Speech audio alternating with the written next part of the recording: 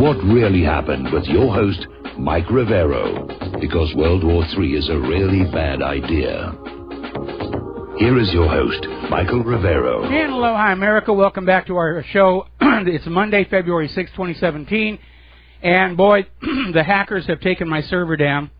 They always do it just before the show begins to try and cause the maximum damage. And it does signal something important is about to happen. And I'm not the only person under attack. Rents is under attack. Investment Watch Blog, their server got destroyed. They're having to rebuild it from scratch. So don't you just love how these liberal, whining, crybaby baby snowflakes, they don't believe in freedom of speech. They don't believe in America. They don't believe in any of that. They just want what they want, and any way that they can get it is considered acceptable behavior. And then they wonder why conservatives want to have guns. All righty, we got a lot of stuff to talk about today. The phone lines are open, 800-313-9443. Mike is in our control room ready to answer the phone and put you on the air here. And let's see. Now then, obviously yesterday, Super Bowl 51. Everybody was having a really, really good time. Going into the fourth quarter, the Falcons were leading by 19 points, 28-3. And in the fourth quarter plus overtime, the Patriots pulled ahead to win the game 34-28. I haven't seen anybody blow a lead that badly since Hillary's campaign. And it's amazing. A lot of the liberals were seeing this as kind of a symbolic referendum on Donald Trump's victory. Bill Maher was out there cheering for the Patriots because the owner and the coach and the star quarterback are all supporters of Donald Trump. And so he was going to just relish the defeat. He was saying, I want them to lose by zillions and zillions and zillions. Wrong again, Bill. Didn't work out. Listen, Bill, if you're still upset about all that liberalism stuff, you need to get a protest sign and get on down there and say, how dare the NFL build stadium walls just to keep out fans that haven't paid for a ticket. I mean, that's just racist right there. That is just absolutely racist for them to do that. Everybody has a natural right to go in and watch the Super Bowl without paying for a ticket. Don't you people understand that? It is rather absurd here. Now then, Milo Yiannopoulos is going to return to Berkeley to give his speech. They've rescheduled it. And now they're starting to dig in. Who was actually supporting all of this? We now know from the police, from the Berkeley, the UC regents, that the people causing the riot were not actually Berkeley students. They came in from outside. And as it turns out, one of the groups backing them, I mean, first of all, Berkeley's Robert Reich came on out and said on CNN, the organizers of the riot were mostly Milo himself and Breitbart News just to make the liberals look bad. And, of course, that absolutely did not work. But it turns out this Global Alliance for Justice picked up most of the tab on the Berkeley riots, and they get most of their money from George Soros through the Tides Foundation. So this is Soros doing his stuff again. He's trying to start a color revolution in this country. Now, the UC Berkeley chancellor is saying these rioters were armed individuals. They had ninja-like uniforms. They were using paramilitary tactics. They were paid disruptors. They were not students. They're not ordinary citizens protesting. They are paid disruptors.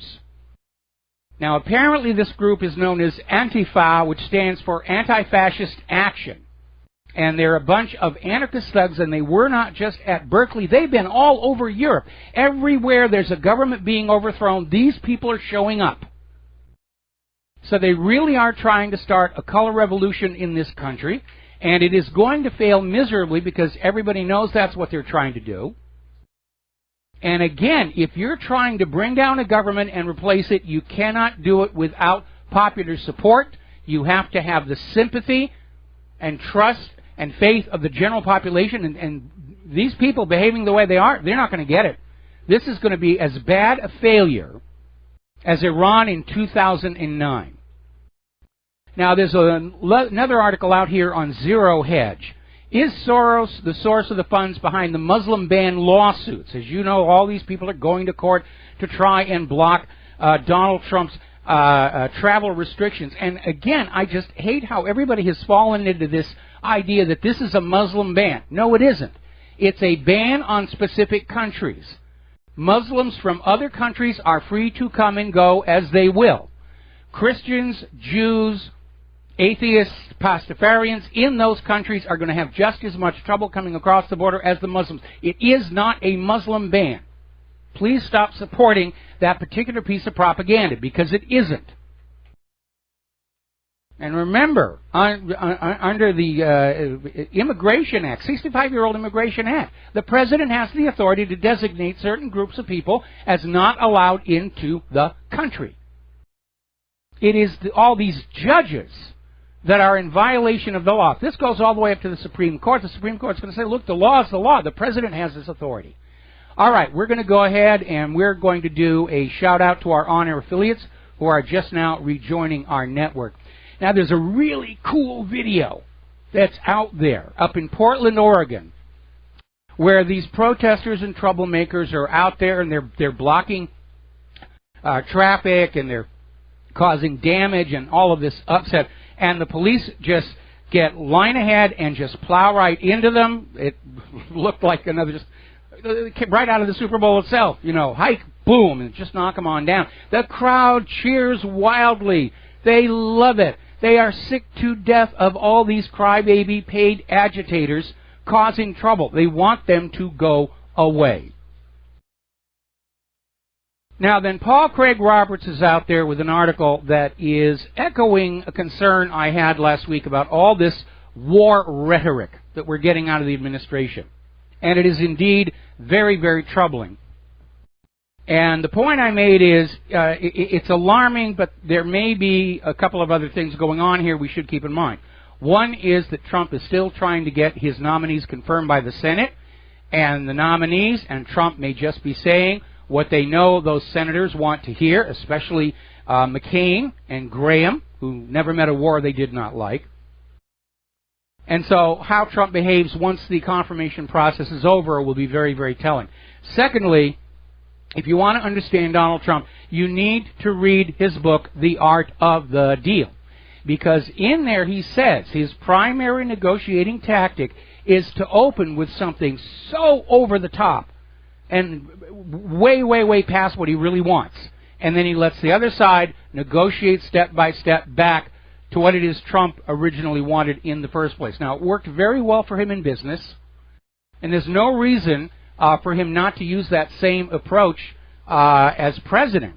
Now, of course, for a professional politician, anytime you step back, it's a loss of face. And we're seeing all these criticisms about, oh, Trump, he's already flip-flopping. He says one thing and does another. But again, that's not a failure. That is his strategy. You need to read that book, The Art of the Deal, and you'll learn a lot about how he thinks.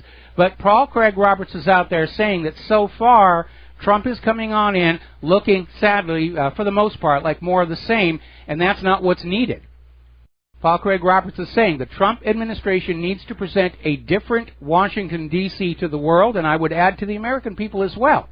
Now, he has made a lot of changes, but they're not in the areas that really impact our lives, like the economy and the wars. And still we're seeing all these liberal media establishments out there openly talking about assassination. Over in Ireland, Village magazine had a cover saying, why not assassinate Donald Trump?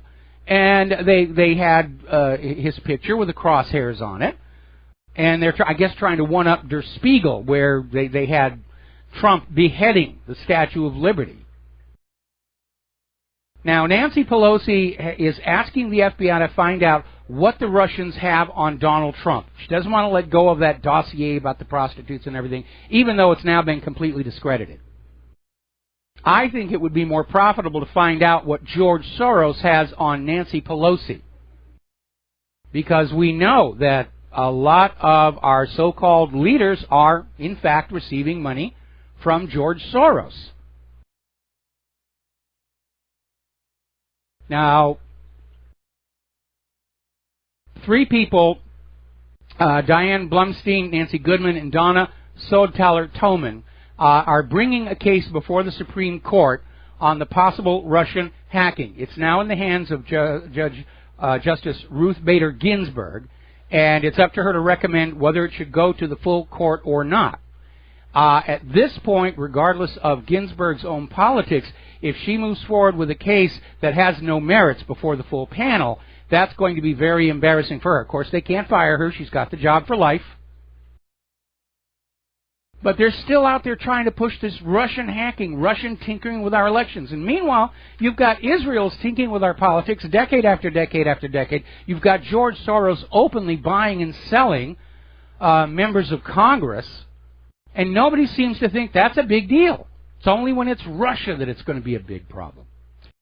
By the way, do you remember in the last weeks of his administration, President Barack Obama commuted the sentences of hundreds of drug dealers? Just set them out on the streets again. Didn't touch Leonard Peltier, didn't touch Mumia Al-Jabbar. Left them in there for crimes that it looks like they didn't actually commit. But the drug dealers all got to walk. One of them has already been thrown back in jail for going right back to dealing drugs on the streets. Way to go, Barack Obama. All right, we're going to take a phone call from Sal Jr. in Colorado. Aloha. Welcome to the show. What's on your mind? Aloha. I have a suggestion for all these protesters who want these immigrants to come in. Force them to take these people into their homes. I agree. And see how they like it. I agree, absolutely.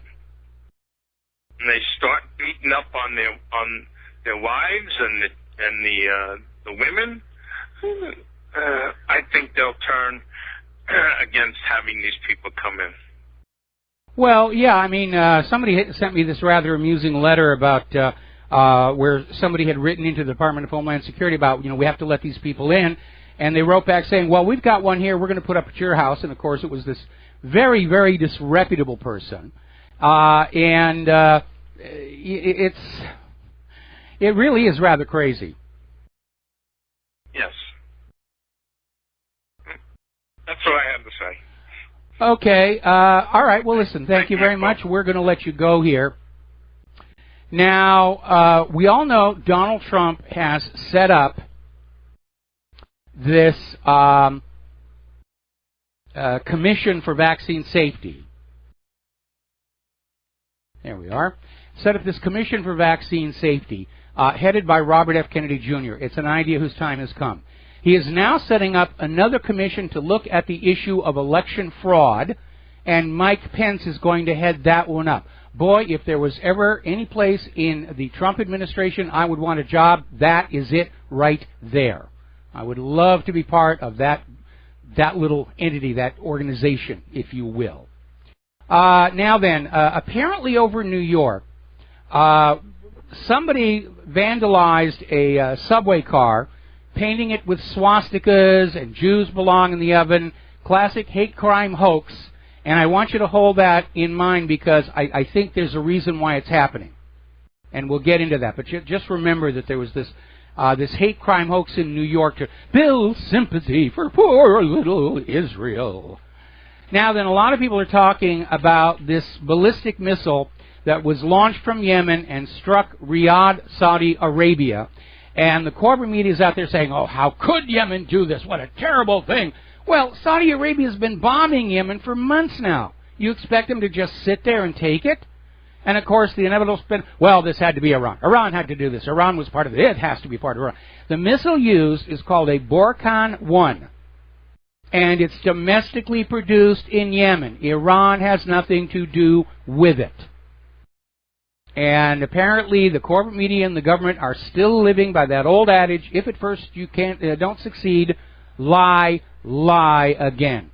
And have you noticed that now that Donald Trump is in office, all of a sudden the corporate media is so concerned with the U.S. military killing civilians? Oh, they got that poor little 8-year-old girl over there in Yemen. And yes, it was a tragedy. But when it was Obama in there, they could care less. And the numbers are in for last year. up in Afghanistan, there was a record number of civilian casualties last year. And the United Nations has been keeping track since 2009. Last year was a record. Have you seen that on the corporate media anywhere?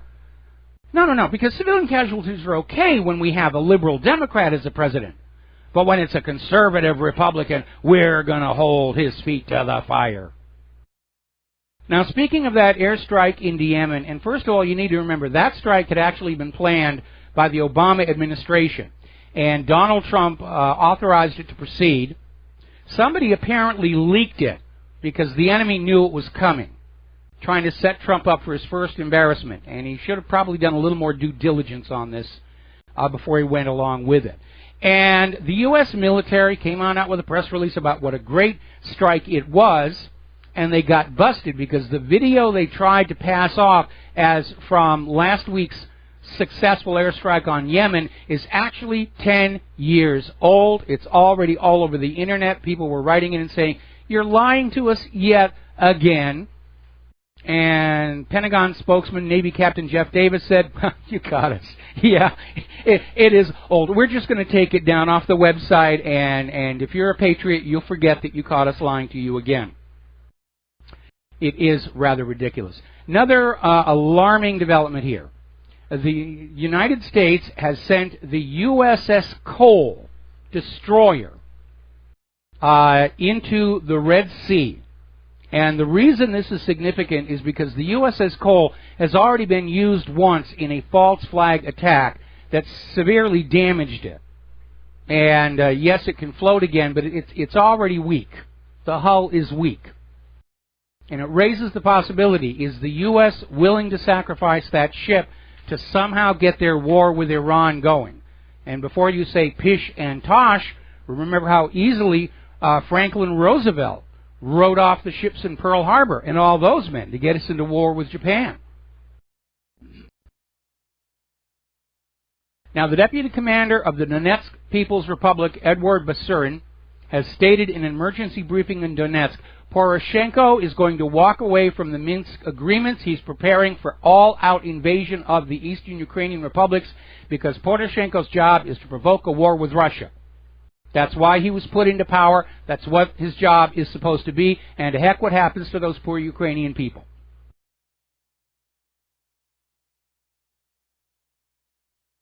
So, if Trump was serious about pulling back from the war agenda, he'd better start doing it right now, because all the war hawks are out there pushing as hard as they can to gin up a war by hook or by crook or by false flag. Who knows what's going to go on? Now, there's an article that came out of Blacklisted News about how it's very obvious the neocons are trying to sabotage that Minsk agreement. And they're trying to manufacture a war that Trump is just going to have to say, all right, I guess we got to go along with this. And that would be a disaster. Because one more time, the U.S. is militarily exhausted from 14 years of war. Our weapons are hideously expensive, bloated pieces of junk. Our stockpiles are all drawn down. Nobody's enthusiastic about war out here in the general population. We're going to lose this one. Meanwhile, Russia has fired back at Great Britain, as Great Britain is demanding Russia give back Crimea, and Russia says, well, we'll consider it just as soon as you give back Gibraltar and the Falkland Islands. Meanwhile, the Kremlin is demanding an apology from Fox News for calling Vladimir Putin a killer. And even Donald Trump said that really is rather ridiculous. You don't think we're killers? It's just utter chaos out there. Now then, we're going to take a break for commercials. When we come on back, I'm going to do the link back to that train with the swastikas on it, because I think something ugly is about to happen. We'll be right back.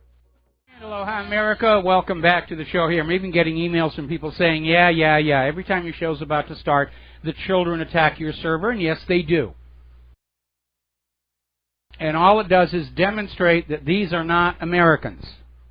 They do not subscribe to the Bill of Rights. They have absolutely no respect for anybody's point of view except their own. And they are dangerous. They are brown shirts. They're liberalologists. Anyway, now then, getting on to the story. Israel is now claiming that somebody fired gunshots from the Gaza Strip towards Israeli soldiers. Nobody got hit. Can't even find a bullet. But Israel is now saying that. And together with that play for sympathy at the New York subway, I think Israel is about to uncork on those poor people of Gaza yet again. Because they do that every 2 to 3 years. They'll gin up some kind of a story, and they'll just go in and lay waste to the place again. Just to prove that they can do it. Meanwhile, Benjamin Netanyahu, in between dodging his corruption investigation, is urging Britain and the United States to confront Iran. You've got to confront Iran. They're bad people. You have to destroy them for us. And I mean, Netanyahu's like this cheerleader for war, second only to John McCain and Lindsey Graham. Needs to get himself a little cheerleader outfit and some pom-poms. Give me a W. Give me an A. Give me an R. It's amazing.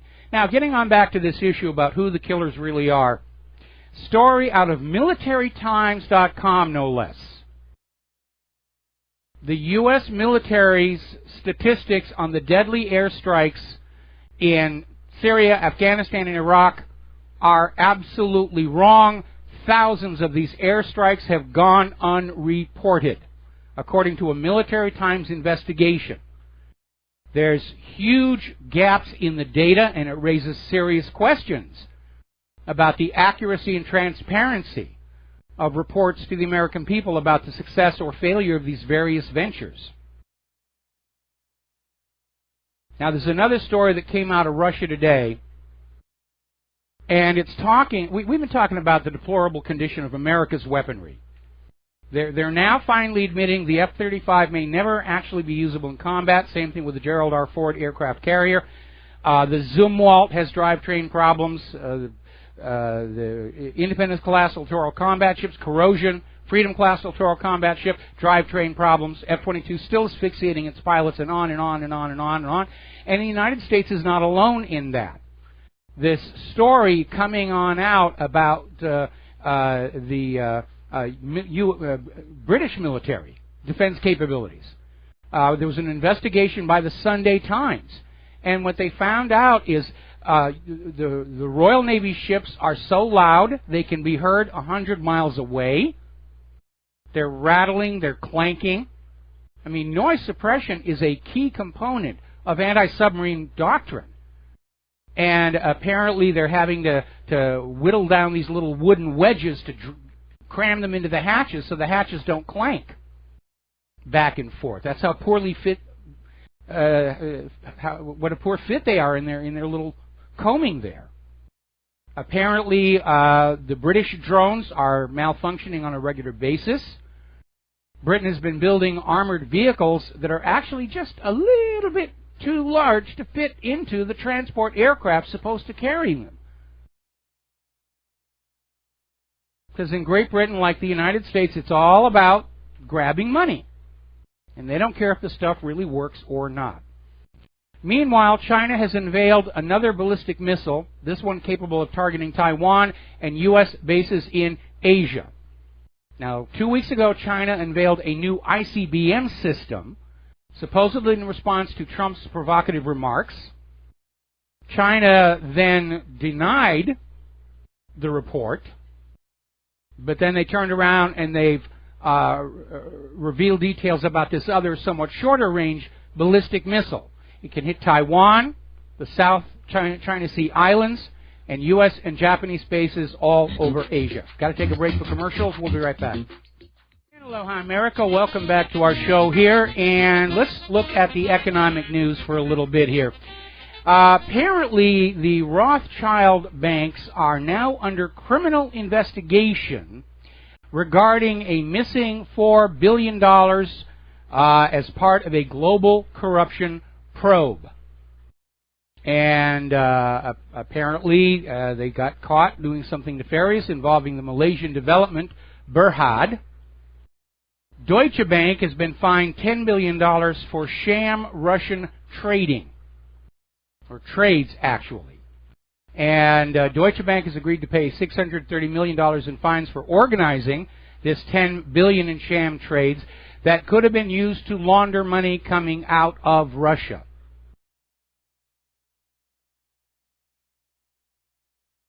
Now, there's a very alarming sign out there, and again, I don't know that Trump's going to be able to stop the economic troubles that are about to hit. But apparently, corporate bankruptcies are starting to really skyrocket the way personal bankruptcies did leading into this disaster of 2008. Commercial bankruptcies have been rising year over year since late 2015.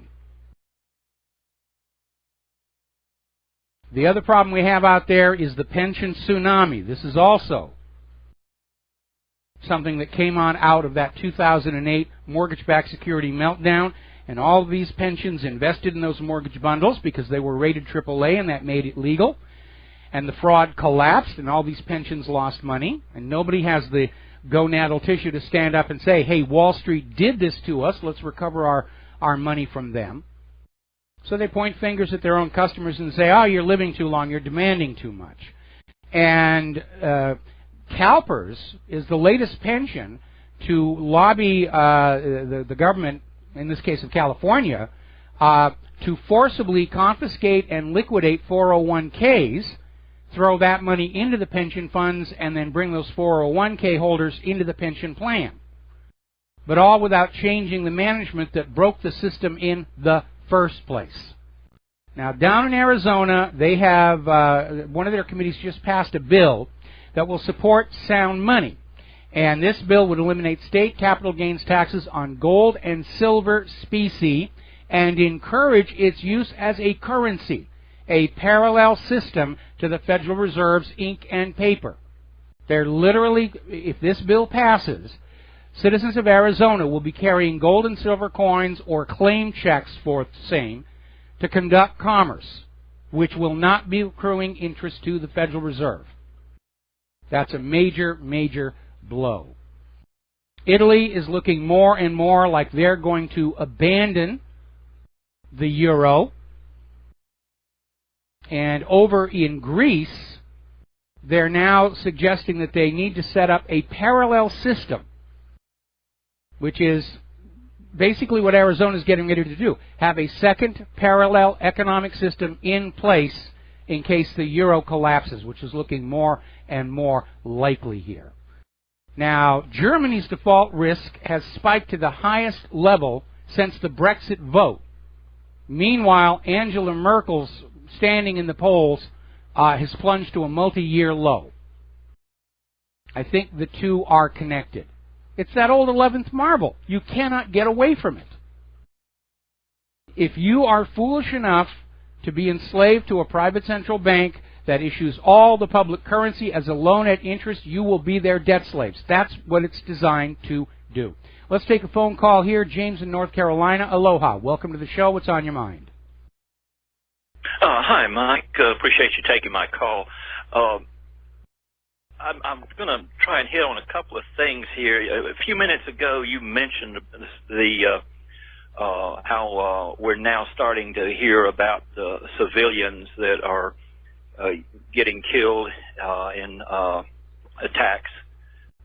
This last one was in Yemen, which when did we get into Yemen? We weren't in Yemen, back well, I don't know, a few years ago.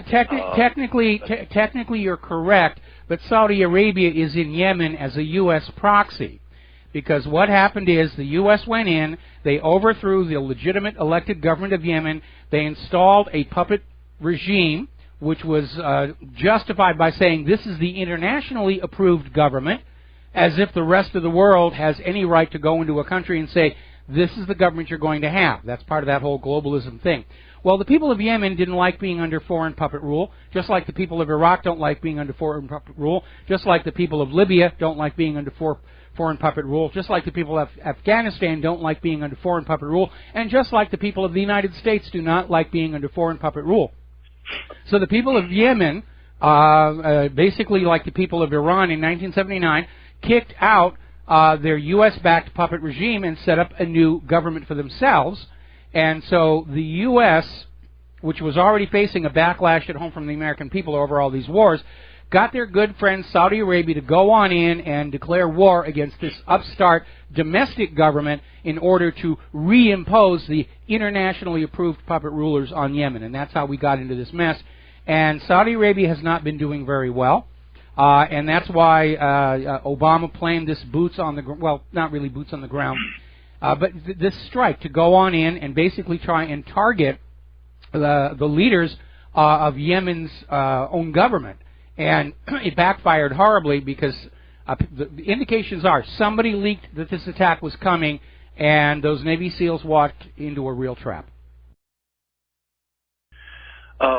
Yeah, I mean, this is the first strike that I've heard about that we were directly involved in Yemen. It probably isn't, but it's the first one I've heard about. Yes. But the main point I was wanting to get at, I think Trump is very likely to get himself into a bad situation of having overpromised coming into the presidency, saying that he's going to wipe ISIS off the face of the earth, and with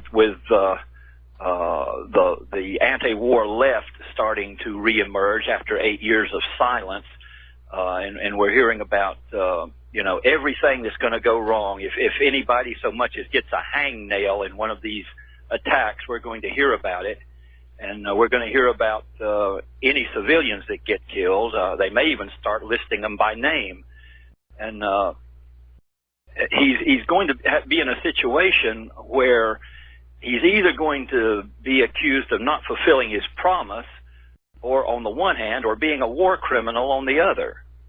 Well, like I said, I mean, that's the whole point. The problem that Donald Trump has is nobody in the establishment wants him there. The media is out to just damage his reputation any way they can. They're openly lying about him, and every time they get caught with another lie, they say, all right, well, would you believe this? And they come out with another one. The military always want more war because it means more money. John McCain and Lindsey Graham apparently are supported in part by George Soros. They're pushing for these wars as well because Soros is still dreaming of his one world government. Yeah. Well, how he's going to be able to revive the economy and stay out of trouble with trying to fight wars in several countries now is that's going to be an incredible balancing act. Okay. All right. Well, anything else? That's what I wanted. No, nothing now. No. Okay. Well, thanks an awful lot. We're going to let you go and switch over to Dustin in New Jersey. Aloha. Welcome to the show. What's on your mind? Hey, hi, Mike. Hey, I don't watch sports. I think it's bread and circuses. But if you go on YouTube, they got a lot of the commercials on there, and the only one I seem like that's always being played is the one where the U.S. troops are in Poland. I want to, it's like they're trying to get the American people ready for this European theater. You know what I mean? Yeah, well, absolutely. There's no question about that. And a lot of people should know this, that we've actually become very militaristic in terms of being propagandized. Well, you know that, but the Super Bowl especially, they merge patriotism with militarism. It's two different things, right? Well, no, not really. If you think about football as actually symbolic warfare. And in fact, most athletic sports grew out of warfare. Look at the original Olympics. All the sports were basically stylized weaponry. The javelin is a spear. The shot put is basically throwing rocks at the other guy. The discus was actually a weapon of war. These are all military skills. It's only in the modern Olympics that they start to get sports in that don't have a direct antecedent in war. Well, I just hope they never have no tow and javelin missile events. But on their previous caller about Trump being it's like an incredible balancing act, Trump still needs to really focus on clearing out the State Department and the CIA and elements of the Pentagon as fast as he could, Mike, because they're going to be throwing monkey wrenches in front of him, and they could start the war. If they see that he's gaining too much success, they'll throw him a monkey wrench in front of him. Yeah, they already are. Again, the Pentagon loves war because it means more money, more toys, more promotion, more medals, and all the rest of it. And you're absolutely right. Donald Trump is dealing right now with bureaucratic inertia. In fact, he's even come on out and said that all these leaks coming out of his administration are coming out from the Obama holdovers, who are clearly still on board with whatever Obama wants to do. And Trump needs to basically scrape them all out and get some people in there that he can actually trust. And like I said, my major concern with Trump back during the campaign was he's coming into the political environment as dangerously naive about what it's really like as Jimmy Carter was. And Trump, comes out of a world where people keep their word, they keep their promises, and he's been plunged into a world where everybody is lying and playing dirty tricks. And he's got to play catch-up real fast.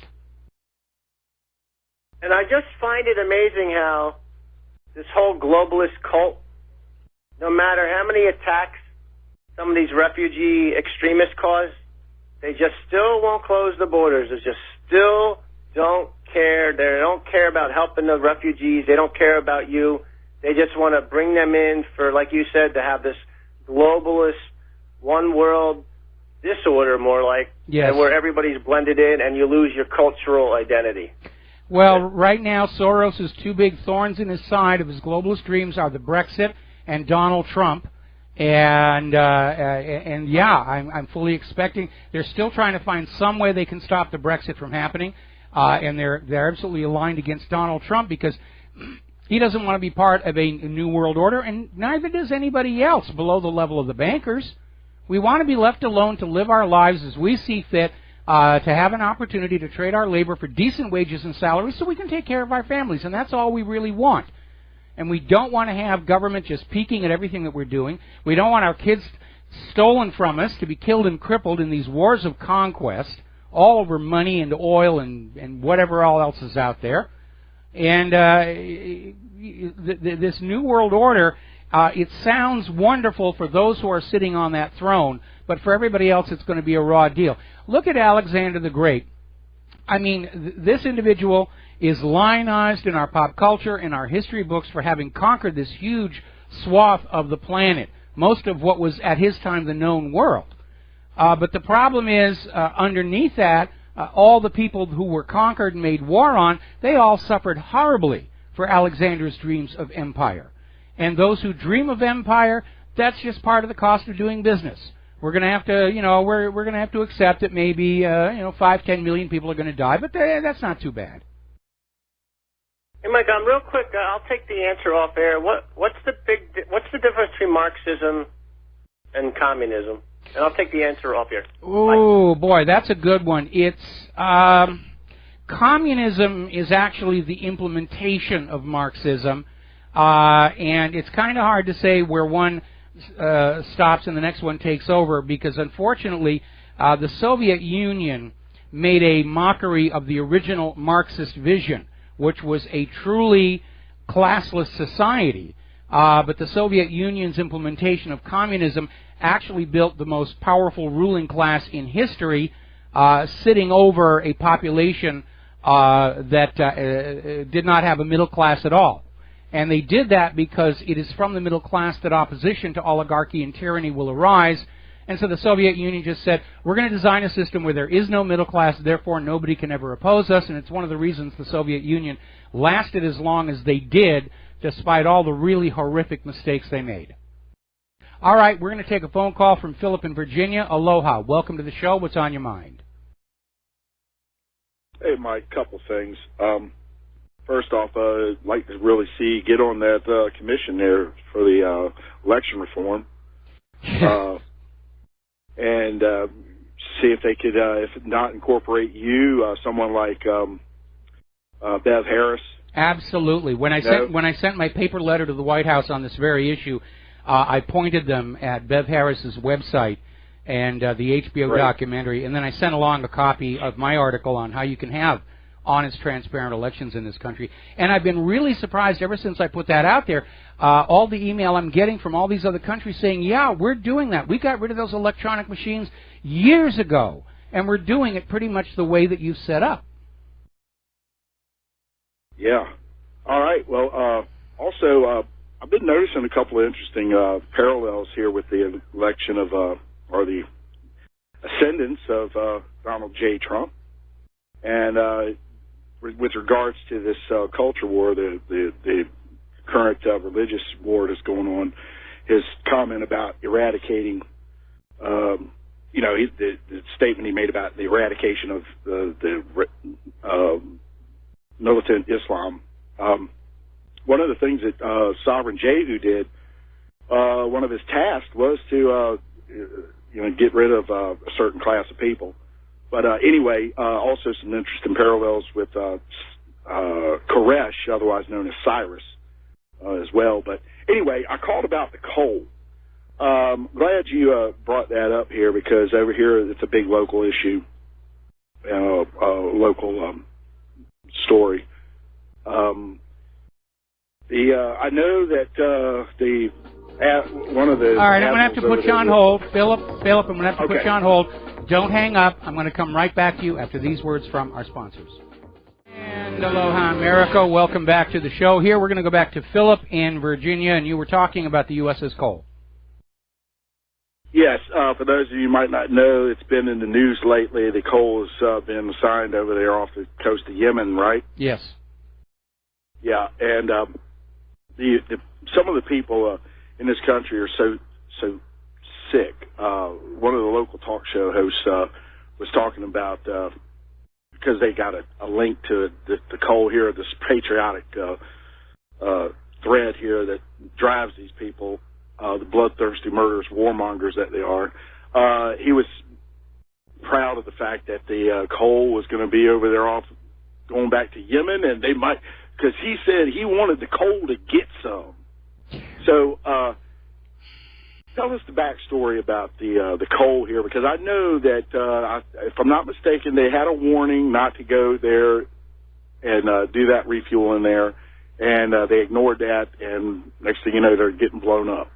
You're absolutely right. There was, in fact, the coal actually didn't normally go to that harbor, and they decided they were going to go there to refuel. There were warnings not to go. The official story is some of the people of Yemen sailed on out in a boat and blew a hole in the side of the USS Cole. The story, though, had some serious problems with it. They tried to imply that the coal was right up against the dock, and that's why nobody had a warning. But photos at the time showed the coal was actually well out into the middle of the harbor, which raises the question how anybody could approach it, if there was a watch detail on board the ship. And the speculation is that this is another false flag by Israel, like the USS Liberty, to try and trick the United States into making war on people Israel doesn't like. Well, so in other words, business as usual. Business as usual. Yeah, okay.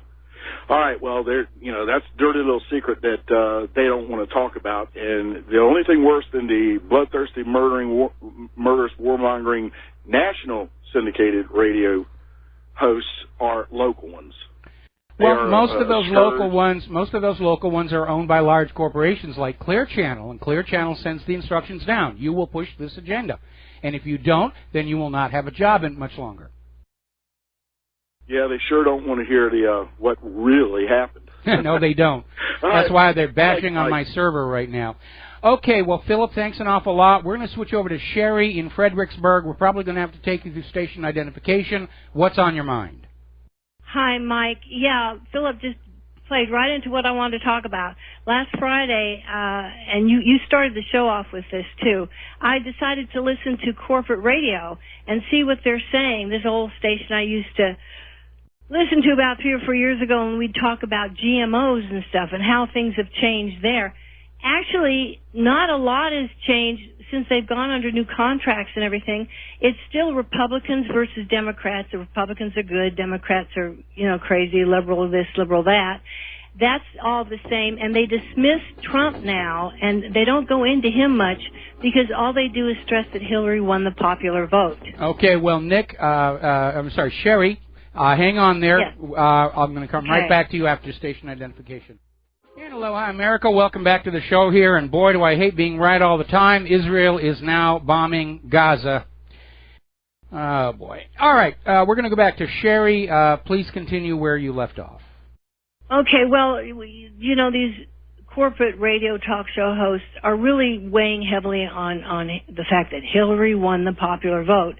And so they also mention over and over that the agitators are more like Southern liberals in disguise and all this sort of stuff.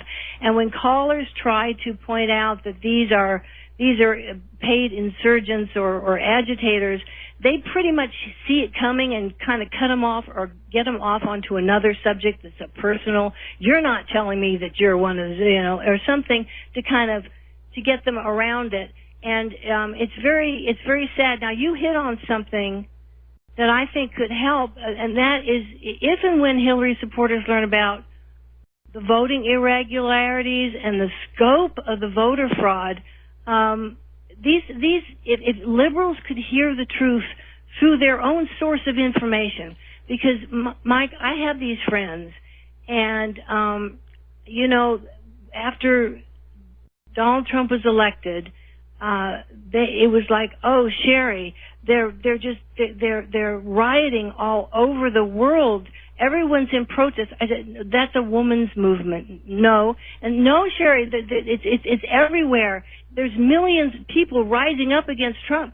It was like, my God, unless they hear this through their own, what would you say, genre or something, the people the websites they're used to going on, or is this going to happen or not? Because all of those protesters, I can't get them to see that they're being disguised. They're useful idiots, is what you're trying to say. Okay, first of all, let's back up here a little bit. Nobody knows if Hillary won the popular vote because right now current estimates are there were at least 25 million illegal votes for Hillary Clinton. The fact that we can't actually confirm who got what votes tells us there's a serious problem with our election system. Now, there's a phenomenon called the true believer, the fanatic. And as I was saying last year, Hillary ran her campaign as a personality cult, with herself as the personality, and people who are part of a cult, they literally cannot see any other view than the one they've been indoctrinated with. And that's true of the liberals, it's true of the Scientologists, it's true of any fanatical organization like that. And part of the message that has been going out through the liberals is this kind of behavior is acceptable because we didn't get what we wanted. And again, the problem is it looks like Soros is trying to start a color revolution in this country, and I don't see it as succeeding for the same reason the attempt at a color revolution in Iran in 2009 did not succeed. You cannot change the government of a country without the popular support of the general population. They don't have it, and they're not going to get it behaving like this. And all this corporate media that's out there attacking Donald Trump, we all know it's all bought and paid for. It's an orchestrated campaign. And at some point, though, they could start a civil war. And before they do that, though, I hope the liberals will sit down and remember who it is who owns and knows how to use firearms and who does not. Well, I'm hoping some corporate people will come forward and start making little noises about what the real truth really is. And I don't understand why they can't sue for fraudulent votes. How these states that have gone into their voter boxes and seen, okay, this many people voted, but we have this many votes that don't match up with the number of people that voted. We have so many more votes, that are for Hillary that shouldn't, because they can't prove who they're for. Well, there may be lawsuits, but you need to remember the lesson that we learned back during Jill Stein's recount. When election fraud did surface, all of it favoring Hillary Clinton, the corporate media would not report it. I know. And that's basically, the corporate media is a big part of the problem, and they see themselves as literally in a fight for their survival, because if they have lost control of the minds of America, then the big paychecks go away. And that's why last week we saw this very laughable situation where for the last month we've been hearing about fake news and the independent media, and they're all the problem, and they're the reason Hillary lost. And then last week they came out and said, the independent media really didn't play that big a role. Everybody was still coming to the corporate media. We're still in charge. And they don't seem to realize when they flip-flop like that, everybody says, okay, there's obviously something not connected here. Yes. I think they are shooting themselves in the foot when they do these things, and I'm hoping that will grow somehow so it'll get more into mainstream. Someone will be brave enough to say, there's a lady on To the Contrary on PBS on Sunday around morning, around 10 or something, that is the one Trump person, and she has been really up against these other gals and doing a beautiful job. I think her last name's Stone. But anyway, I wanted to just ask another question real quick. On the Trump's briefing, that's right after he's nominated, right? He has a briefing. Well, and once he's... he came out looking a little, a little addled. I'm not addled, but he came out looking a little stunned. Well, the problem with his briefing, whether it was as the nominee or now as president, is that briefing is being delivered to him by the CIA. And as John F. Kennedy learned the hard way, the CIA will lie to the president. Yeah, I wonder if they give him this thing like, we have an offer you can't refuse, like in the form of a threat or something, because... No, they don't need to do that. They don't need to do that. Okay. They just use on the president the same propaganda techniques they use on us. They give him only that information that would lead him to conclude of his own free will exactly what the information engineers want him to conclude. Okay, well, thank you, Mike. All right, thank you very much. We're going to switch over to Nick in Las Vegas. First of all, we're going to do a shout-out to our honor affiliates just now rejoining our network, and now we're going to go to Nick in Las Vegas. Nick, what's on your mind? Nick, are you there? Okay, I guess we lost Nick. Is Steve in Arizona there? Yep. Hello? I'm here. Okay, who is this I'm talking to? I'm Steve. You're Steve in Arizona. Okay, Steve, what's on your mind? Yes.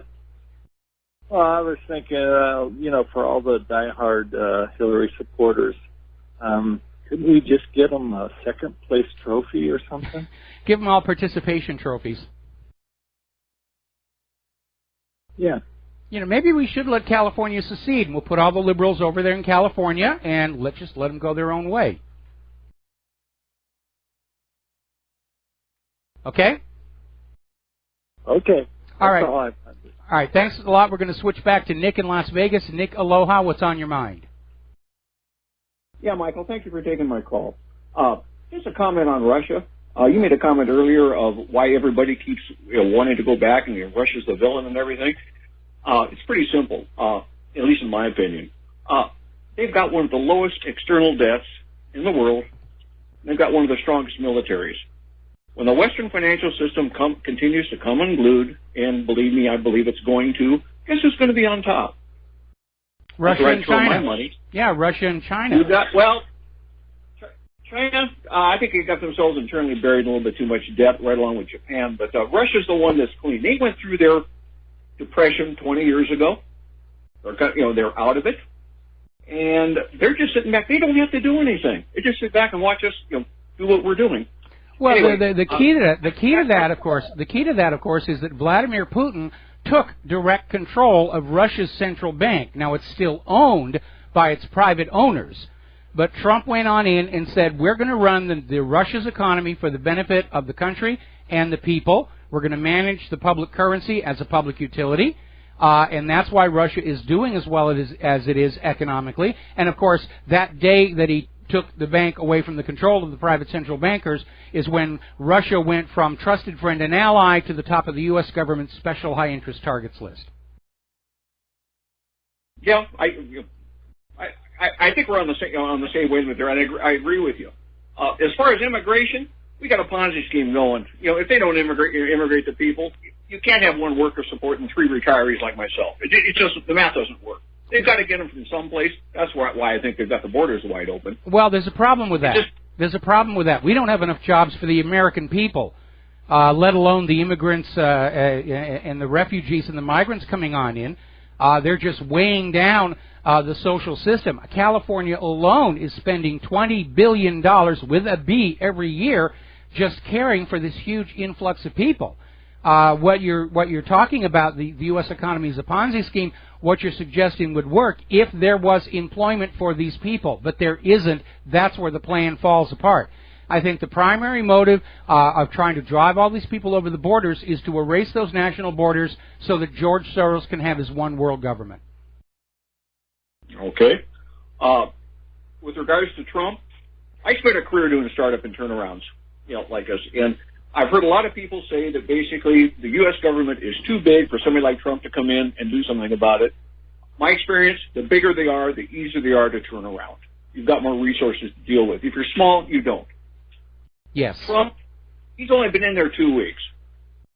When I went into a $100 million a year corporation, it took me a month just to get the bank account balance, let alone what this poor guy's got to go through. He's doing, and in my opinion, he is doing fantastic so far. Okay. He will, in my opinion, at least this is the way I always heard it done like this, he will get in there and control the cash. First thing he's going to do is cut cash off to areas he wants and see who squawks. He's going to find out where the money's going and work it from there. As far as the people go, he's going to have to clean house. One startup and turnaround I went in on, or turnaround, I tried to retrain everybody, rehire everybody, and I had a boss that laughed at me. And basically just said, you need to get rid of them and start over, because you can't change the tire on a Mack truck going 50 miles an hour down the freeway. It doesn't work. No, it doesn't. And I think he's heading that direction. I think we'll find out, but I'm very happy with what he's doing so far because we need it. Because I do not think there's anything he can do to keep the thing from collapsing. It's going to have to collapse sooner or later because, again, the math doesn't work. I agree. And because of globalism, when it comes down, it's going to bring all these central banks down together at the same time, and we have to be ready to stand up and say, we're not going to do this again. No more private central banks in charge of our national currency. Arizona's got the right idea. North Dakota's got the right idea. And we need to have a banking system that works for the people, instead of all these predatory corporations who see the entire human race as nothing more than wealth and labor to be harvested from. And I think there's 2 things he's going to come up here in the next, I would say within 6 months, that I'm waiting for. One, he's got to figure out some way to devalue the dollar, and what do you devalue the U.S. dollar as a reserve currency against? I think he's going to do it against gold, and I think all he's got to do is come out and say, hey, we're going to audit the U.S. gold reserves. I think that'll be his devaluation right there. Because as soon as word gets out, he's going to, because I don't think there's anything there. I think they leased it all out. Yeah, they leased most of it out. Gold, yeah, and the other, on the gold, and the other thing is just the debt. We've got to come up with a balanced budget. That takes the power away from the politicians. They can't spend the money to buy the votes if the budget's balanced, or at least a lot better than what it is. Well, balancing the budget would be okay, but that doesn't erase the debt. The debt really is unpayable, and one of the reasons it's unpayable is because ever since the Federal Reserve was created, each succeeding Congress will pay the interest on the growing debt, but they've never once paid down on the principal. And that is really where it is. I think we're going to have to let the private central banks collapse. I think it would be the best option, and not let them start back up again and go back to a system with an interest-free public currency managed as a public utility, because that's what worked for the young United States. It's worked for every nation that's tried it. The only reason we don't have that system is the private central bankers go to bed at night dreaming of holding the entire world's population as their debt slaves. Don't disagree with you at all. The Federal Reserve, like I say, they're a leech. They are, and they're not federal. They took the name to make it sound like they're part of the government, but they're no more federal than Federal Express. It's a privately owned bank that is set up to entrap the nation and its people in hopelessly unpayable debt. That's what all the private central banks do. That's what the private central bankers have done to the human race for the last 300 years. Enough is enough is enough is enough. Okay? To end, I'll just make one comment. Like as Catherine Austin Fitts said a couple times, there's more than enough money coming into the federal government. It's what they're doing with it. Agreed. And they, like I say, and right now, I'll say, if they want to come in and cut Social Security, you're going to have 40 million boomers out there telling them, you cut the military budget and get out of these other countries before you start cutting my paycheck. And I don't think they're ready for that either. But anyway, I think they've got enough money. They just got to get it reorganized. But yeah, they do. They got to remember the whole purpose of the government is to take care of the American people, not the whole world, not the corporations, but the American people. And it's very angering and frustrating to a lot of Americans to see these migrants and illegal immigrants getting a better deal from the U.S. government than legal citizens who've been supporting the system. Agreed. All right, well, thank you. We're going to let you go. We're going to switch over to Tom in Minnesota. Aloha. Welcome to the show. What's on your mind? Aloha, Michael. Can you hear me? I can hear. No, I'm not going to buy your condo. I can hear you. I can hear you. Okay. I think you were right when Trump was running for president there. You were concerned about his foreign affairs experience and what he would do. And what he's done domestically, I think we're all pretty thrilled about what he's done so far. But his foreign, you're dead on, because what we see here is he hasn't stopped Obama's troop buildup on the Russian border. The Russian sanctions are still on. His UN ambassador says Russia needs to give Crimea back to Ukraine. He's trying to pick a war with Iran. Sends Navy SEALs onto sovereign Yemeni soil.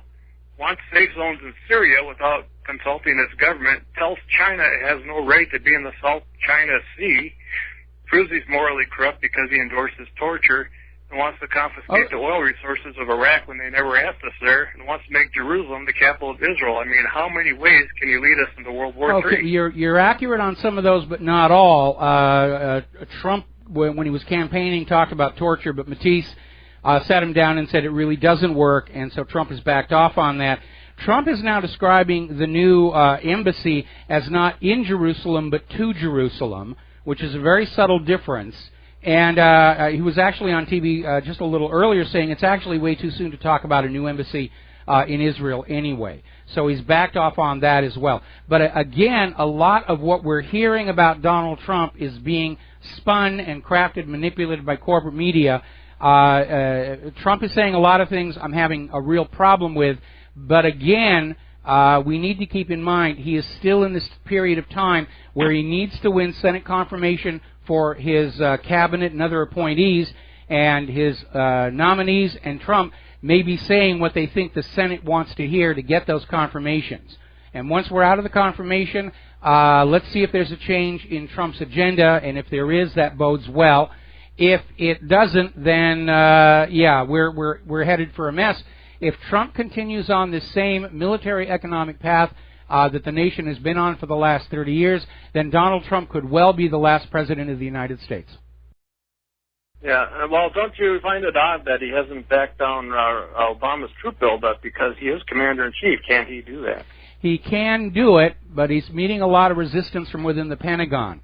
Remember, the Pentagon and the CIA have got his ear, and they're going to be filling his ear with whatever's in their best interest for Donald Trump to hear. And that is where that dangerous naivete becomes a major, major problem, because it was a problem also for Jimmy Carter. Well, that's like the whole Yemeni thing, too. They said that was in planning during the Obama administration, but Trump, by being president when it happened, bloodied his hands. Yeah, and I think that was the reason why the attack was leaked, was in order to slam Donald Trump for a failed mission in Yemen, which obviously it was sabotage from within. And again, that's happened before. Francis Gary Powers' U-2 was sabotaged to get it shot down.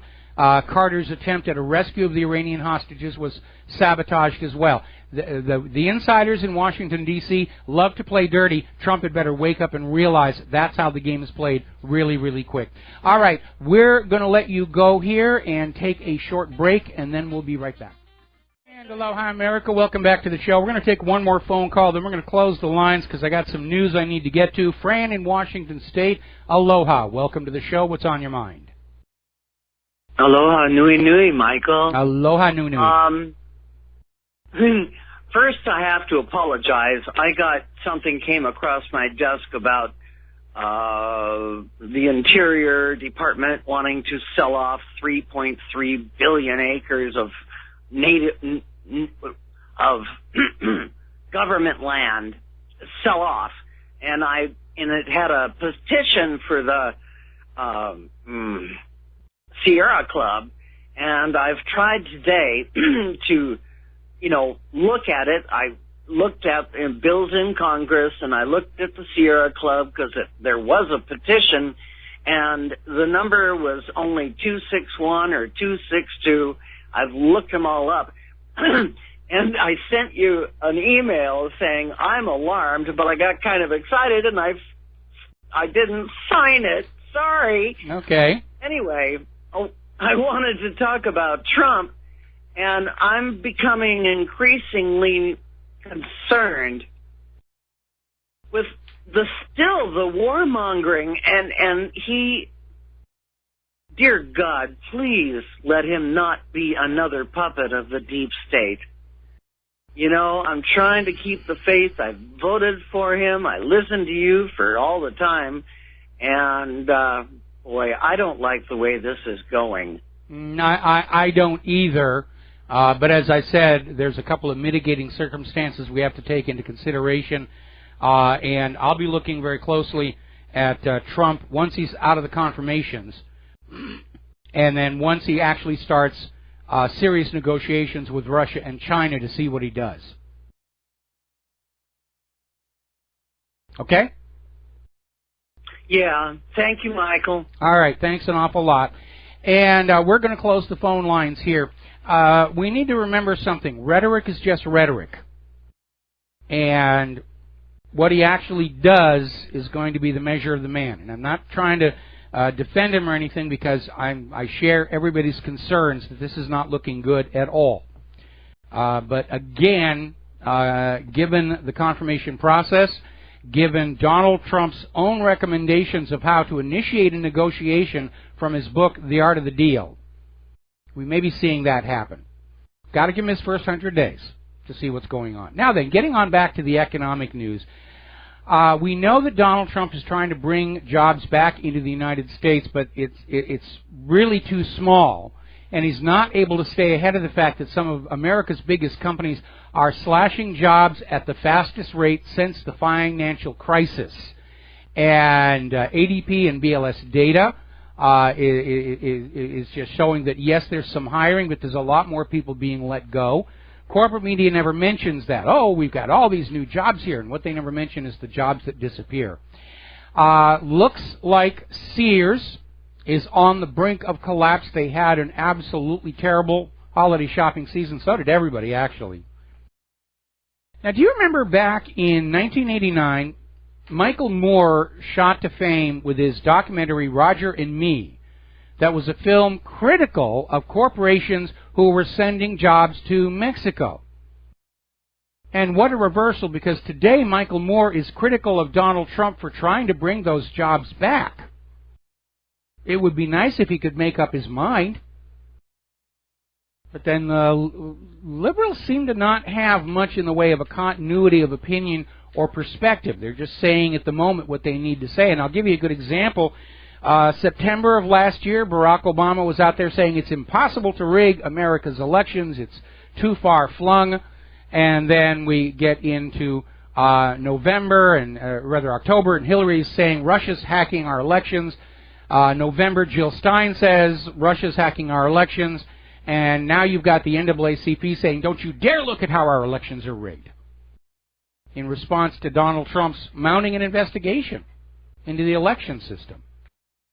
Eastern Outfitters, which includes discount retailer Bob's Stores and Eastern Mountain Sports, has filed for Chapter 11 bankruptcy. We're going to take a break for commercials, and we will be right back. And aloha, America. Welcome back to our show here. Now, we're getting on back to the economic news. Beeb is this chain of stores for chic fashion, and they've kind of been in trouble since 2007, and now they're going to close 25 of their stores. Now, on Friday's show, I made a comment about Roosevelt's gold confiscation, and I made the comment, Roosevelt confiscated gold but not silver. Turns out I was wrong. I was corrected by a very alert listener who pointed out that after the gold confiscation, Roosevelt did in fact issue an order to seize certain categories of silver. Now, he allowed the American people to keep silver coinage and jewelry, but any of their bars and blocks were to be turned on in to save those poor, struggling, suffering bankers. Actually, Roosevelt's gold confiscation had the same loopholes. Heirloom jewelry and collectible coins were exempt from the seizures here. Now, over in Europe, things are getting even more and more tense.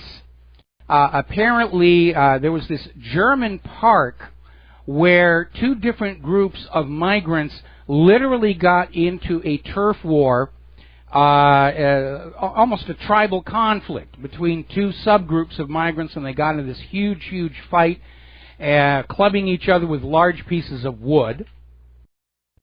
And apparently in Bad Homburg, Germany, Sunday night, there was a migrant center caught on fire, started by a resident. One of the migrants literally set fire to the building, and 83 people had to jump to safety. Now, residents of an apartment complex in Germany have taken upon themselves to build their own wall around their apartment complex. It's a 1 2/3 meter high fence around the building. And they're doing it because apparently a new refugee shelter is opening in the immediate vicinity, and they're hearing from all their friends and neighbors all over, relatives all over Germany, what will inevitably follow that. Latvia has completed 23 kilometers of their anti-migrant wall on the Russian border. And still we have Merkel and Soros and all these other globalists saying, oh, come on, these people have a natural right to come into your country. Actually, that's not true. And that's an important point to keep in mind. Nobody has a natural right to come to the United States of America. It's a privilege. And if you wish to come to the United States of America, there is a legal process that you must follow. And if you go through that process and get a green card to become a citizen, welcome, hope you like it. Actually, I have a feeling a lot of them are going to be disappointed because the United States today is not what you see in TV shows and movies around the world. It just isn't. Now, apparently over in Swindon, Great Britain, they have a huge problem where the migrants include a large number of prostitutes, mostly women from Poland and Romania, and they're linked to criminal gangs who traffic these women. And apparently they're dealing with a crisis called a pop-up brothel. And what that is the criminal gangs will open up a rental property. They'll rent a property that becomes a pop-up brothel, and they will have the women working in there for a few weeks until the police start noticing, and then they'll get out of there and find another place. That's what a pop-up brothel is. So, now over in Sweden, there's a police officer, Peter Springer, and he went on a rant on Facebook, and he said he didn't care if it was not politically correct because he's about to retire anyway, and so he can tell the truth. They're not going to, they can't fire him. He's retiring at this point. And he's saying that, yes, the migrants are to blame for the most serious crimes in Sweden. And he's saying that there are more than 50 areas labeled as no-go zones where the police don't even go in anymore. And these are, whoops, we just had the power dip. We're under a big storm out here in Hawaii. All right, so the crimes are children carrying weapons, sex attacks, violent crimes. And as I said before, the process of migration is a filtering system. And the filtering system is you're not getting the best representatives of those source countries. You're not getting the best representatives of Syria or Libya or Africa. You are getting the people who can't make it in their home countries. You're getting people who are carrying contagious diseases. You are getting people who are fleeing prosecution. Same thing with the illegal immigration here in the United States. The people coming across that border from Mexico are the ones who couldn't make it in their home country. And they're flocking to the United States hoping to get free stuff. Now, as you know, somebody is writing the checks for all these lawsuits against Trump's travel ban. A lot of people think it may be George Soros. The ACLU, apparently just in the last week, received 6 times their normal annual donations to fund all of this. And that judge in Seattle, who's known to be an activist judge, very pro-immigrant, pro-migrant, flies right in the face of the Immigration and Nationality Act, which was enacted back in 1952, and it states quite clearly the President has the legal authority to deny certain categories of immigrants coming into this country on grounds of national security. The law favors Donald Trump. This judge in Seattle ought to be thrown off the bench for being in violation of Title VIII. Now, the EU is thrashing around, and as if the economy and refugees weren't enough, there's a major epidemic of corruption through the EU itself, and there's an article here where in Sputnik News, corruption runs rampant in Bulgaria and Romania after 10 years of EU membership. And it's out of control over there. It's absolutely out of control. Somebody ran a study saying 85% of the world's population is living under corrupt government. I think it's probably closer to 100%. Let's be honest here. Now, story coming out of Russia today. Davos man is dead. That was a referral to our previous ambassador to the European Union, who was all pro-globalist and everything. Ted Malloch is now nominated to be Trump's pick for ambassador to the European Union. And interestingly enough, the EU Parliament is trying to veto his appointment. This is the European Union saying we veto the ambassador Donald Trump wants to send to us because he's not on board with the New World Order. And apparently the EU seems to have missed the memo. Donald Trump won the American election. And ambassadors for every country are chosen by their leaders to represent those countries, not George Soros' master plan. And the EU doesn't like that. The EU wanted an ambassador who's going to work with them for their grand plan of a new world order. Now, here's where it's going to get very, very interesting. You remember back in 2015, they had the Paris conference for human-caused global warming, and they were dealing with a major blizzard at the time. And the Paris Climate Treaty was moved along by a report issued by the National Oceanic and Atmospheric Administration, which said there had not, in fact, been a pause in global warming. It was still continuing. It was at a crisis moment. Well, apparently a high-level whistleblower from within NOAA has now come forward saying it was a hoax. NOAA manipulated the data to come up with a desired result to try and scare people to go along with the human-caused global warming agenda, carbon credits, carbon taxes.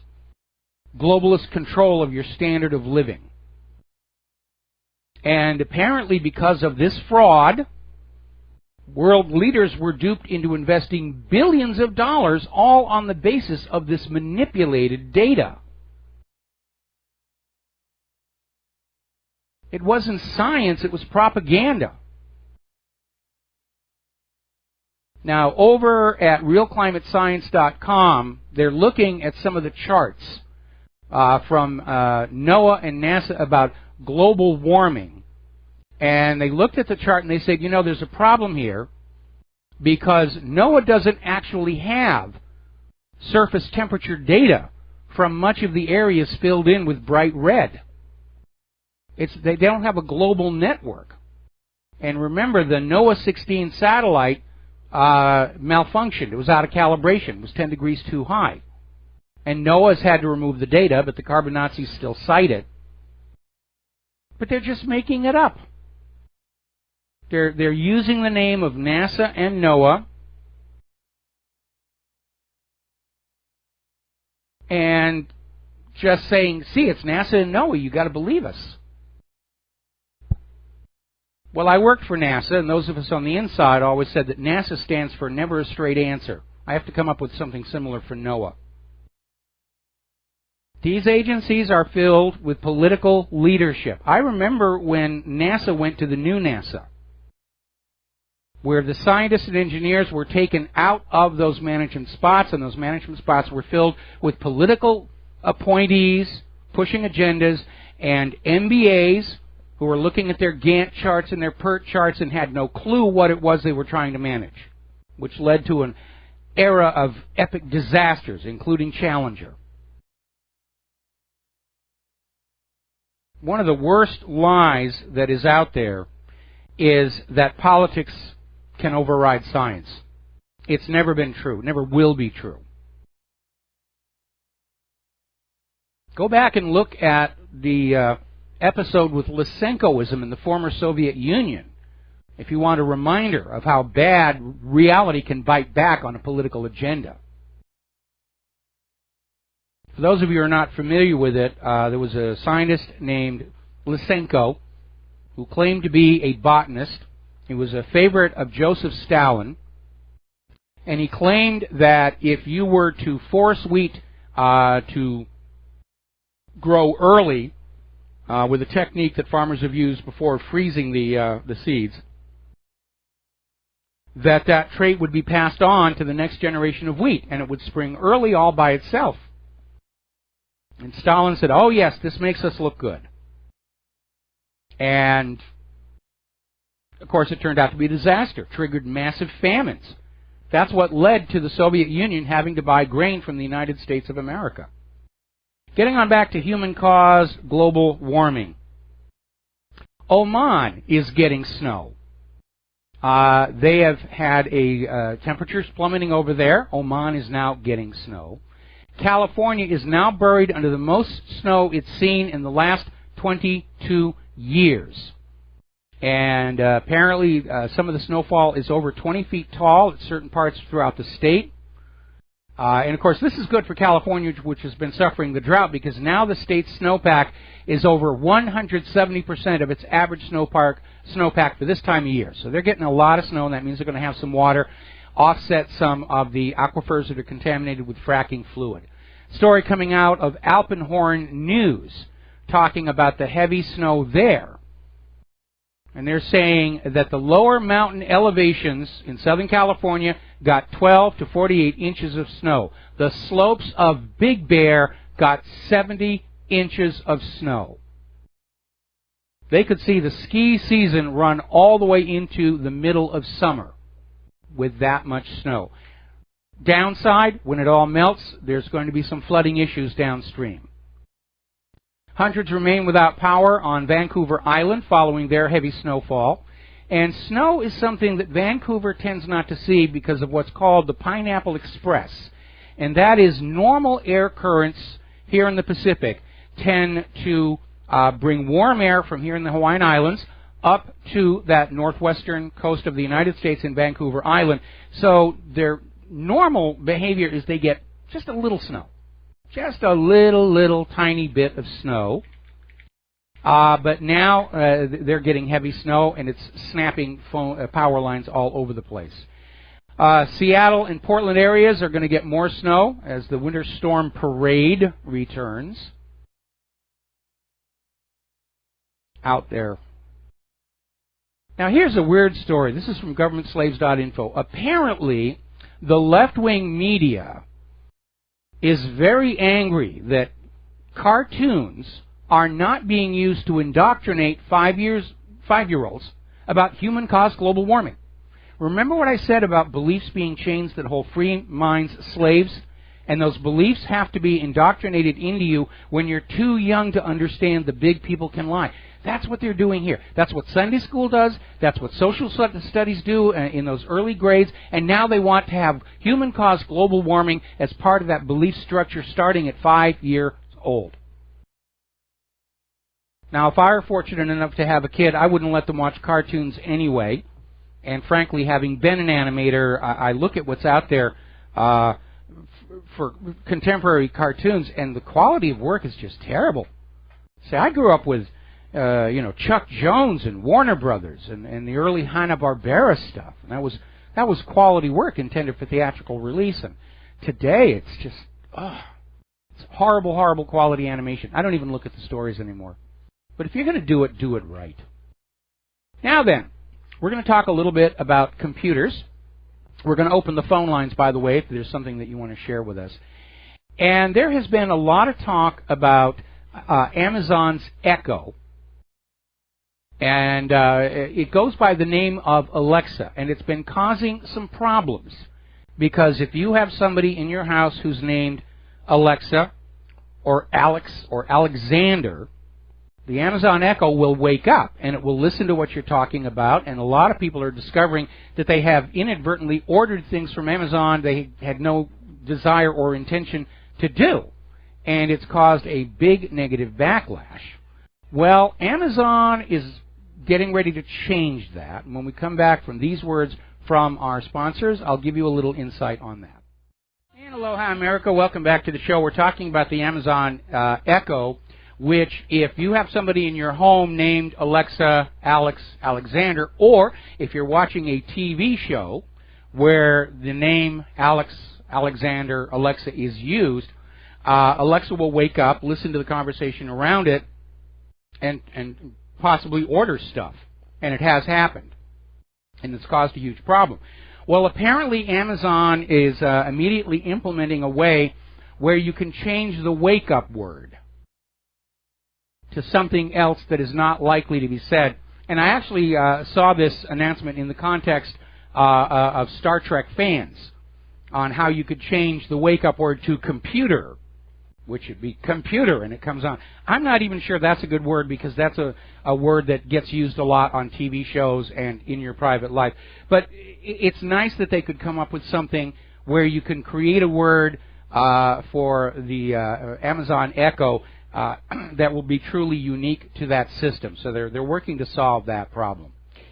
Now, once again, the Democrats have been hacked. Members of the House Intelligence Foreign Affairs Committee have had their computers broken into. Gee, I wonder who would do that. And as it turns out, 3 brothers who worked inside the Congressional IT Department have now been fired for going into these congressional computer networks without authorization. Nobody's saying what it was they were trying to do in there. But we certainly know there are a lot of people who would like to know what the House Intelligence Committee is planning under the Trump administration.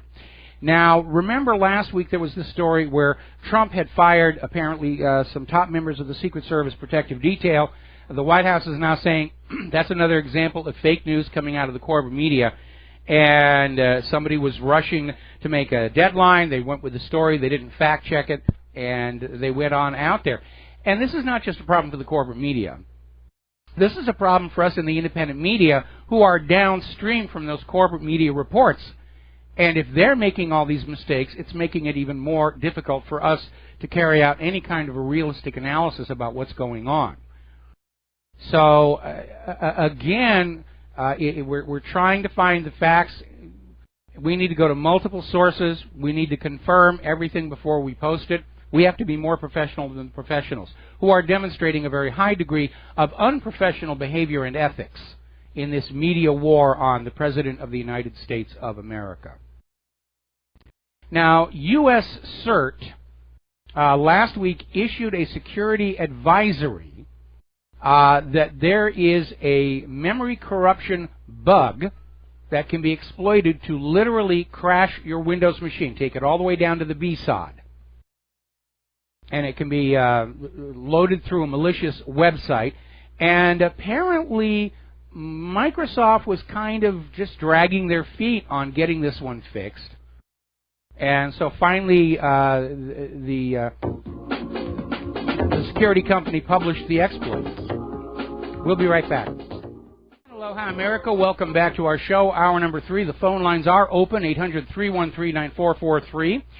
And getting on back to the computer news here, apparently an upgrade to the Sophos system basically wrecked the system at the London National Health System Trust. And they were trying to keep a lid on it, but it's leaked on out. And it's causing major havoc.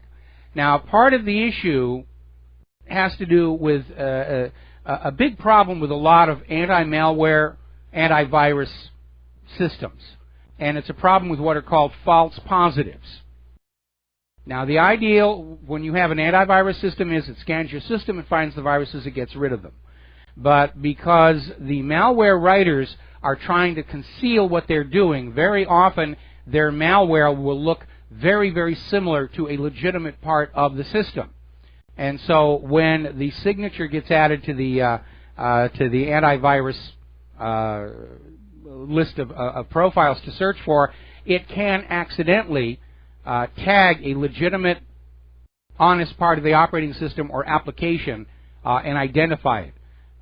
So if you're one of these people who's got antivirus, you need to look very carefully at what it's telling you is an antivirus. It's telling you is malware and infection, because apparently this system went on in, wrongfully identified core Windows system components as malign, and locked them away in quarantine.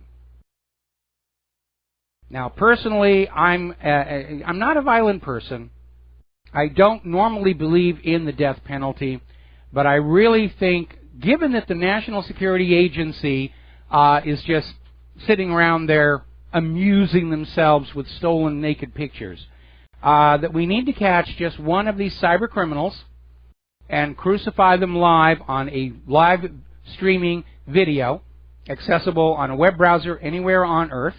If they're reasonably healthy, it'll take them at least a week to die, and we'll just televise it all over for everybody to watch and learn from, and I'll bet you 90% of this nonsense would go away.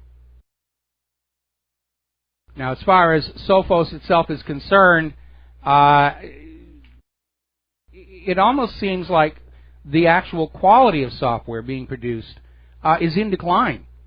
Products are being shipped before they're fully tested, and a big reason for that goes all the way back to the early days of computers, where Apple was just starting up, IBM PC was just starting up, Commodore is just starting up, and I still have my my VIC-20, and it still works too. And they all went and they lobbied the U.S. government saying, we're a brand new startup industry, we have a huge potential, but we need to be protected because there are a lot of mistakes and problems out there. We need to be protected from product liability while we get our feet on the ground. And Congress went along and said, okay, we're going to protect you. And that was all well and good when the computers were still Apple IIs, IBM PCs, Commodore, TRS-80, Texas Instruments, and whatever. There was a whole menagerie. The Osborne. Remember the Osborne. But computers today are a multi-billion-dollar-a-year industry. And they really don't need to be protected. But they still are. And because of that, they are not motivated to make sure their products are working properly before they go out the door. It's almost a running joke that every new Windows operating system is shipped with anywhere between 4,000 to 6,000 known problems that they'll get around to fixing eventually. because nothing bad happens to them for selling products that are not 100% perfect. And the rationale is hard to understand. If you own a business and you buy a delivery van, and because of a design defect, the delivery van crashes and you suffer economic harm, you can sue the manufacturer of the van.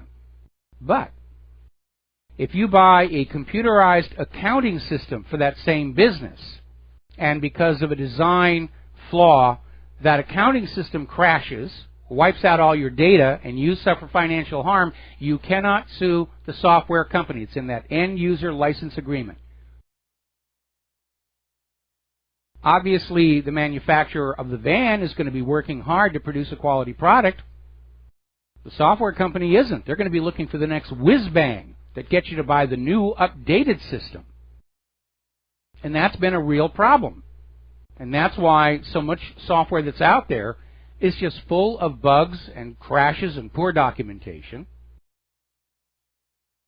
And it can be very frustrating and angering for those of us who remember a golden age when the stuff pretty much tended to work as the manual said it was going to work. It's time to remove product liability from computers. It's time to restore product liability to computers and software. For the same reason, it's time to restore product liability to vaccinations. The reason vaccines are so out of control is because you can't sue them. The Department of Homeland Security made it impossible to sue vaccine makers. If you have a claim against a vaccine for damage, you have to go to the vaccine court. And the vaccine court, citing that now discredited CDC report saying there's no link between autism and vaccines, will deny payments to people. It's a wonderful system for the vaccine makers. And it's really, really crooked. All right, we're going to take a break to do a shout-out to our honor affiliates who are just now rejoining our network. Getting on back to the computers, apparently over at Denuvo, which are leaders in the field of video game production, somebody actually was able to break into their website, which was not being as carefully looked after as the games. And apparently the company left some of the directories and files open to the public, and they're now in the middle of a huge data breach. And that might include some of their proprietary software, which is now going to vanish into the ether. Remember how Bev Harris found the GEM software that Diebold was using to steal elections? She found an open FTP site, no security at all, and downloaded it all. And Diebold tried to come on back and say, she stole the software. No, it was just there on a public server. Anybody could look at it. Now, apparently a group of hackers has just taken down a fifth of the dark web. Now, if you don't know what the dark web is, the dark web is a network of servers that are only reachable through the Tor browser and only by their IP number. They do not have domain names. They do not show up on DNS. You cannot see the dark web through your traditional browser such as Firefox or Chrome. And the dark web is an area where a lot of nefarious activity goes on. Buying and selling of drugs, trafficking in illegal arms. And according to this hacking group, apparently half the websites in the portion of the darknet they took down were hosting child pornography, which is apparently a big, big problem out there. And I still don't understand that. Now then, the other day I was talking about credit cards with built-in RFID chips. And I was expressing the fact that I didn't want to use those because a few Christmases ago, Claire, just going through the shopping mall, had her credit card details stolen by somebody with a backpack and a laptop and equipment that apparently you can buy off of eBay for like $20-30. And just walk around snarfing up all the credit card details. And remember, in the good old days when they were trying to get you to use the cards, the credit card company and the bank would pay the cost of fraud. Those days are gone. If you get ripped off through your credit card, you are on the hook for those losses. Okay? But the credit card companies were pushing these radio ID cards. We had one of our credit card companies that said, we are canceling your former card, you will use this new card. Now, supposedly, this new card with the radio chip was supposed to improve security. And apparently, a study released this week from Javelin Strategy and Research found that identity fraud cases involving credit cards actually went up 16% in 2016. That equates to 14.5 million new victims, a record high. And what went wrong was somebody early on made the decision not to require a personal identification number when using these cards. You were just going to swipe, and that was going to be the end of it. And apparently the original system was, hold the card near the radio receiver, then type in your PIN, and you would be there. But if you're not being required to use the PIN, then anybody who can read the radio chip or even just get their hands on the physical card can empty it. I think we ought to go back to a cash and carry society. I want us to go back to that silver and gold coin or paper ticket claim check. It worked really well. I think we've gone way too far down this plastic path, and now the banks are trying to make it mandatory with their war on cash. It's working out really well over in India, I might add. Now, getting on back to vaccines and the growing awareness that vaccines may not be all that effective, in many cases are actually harmful.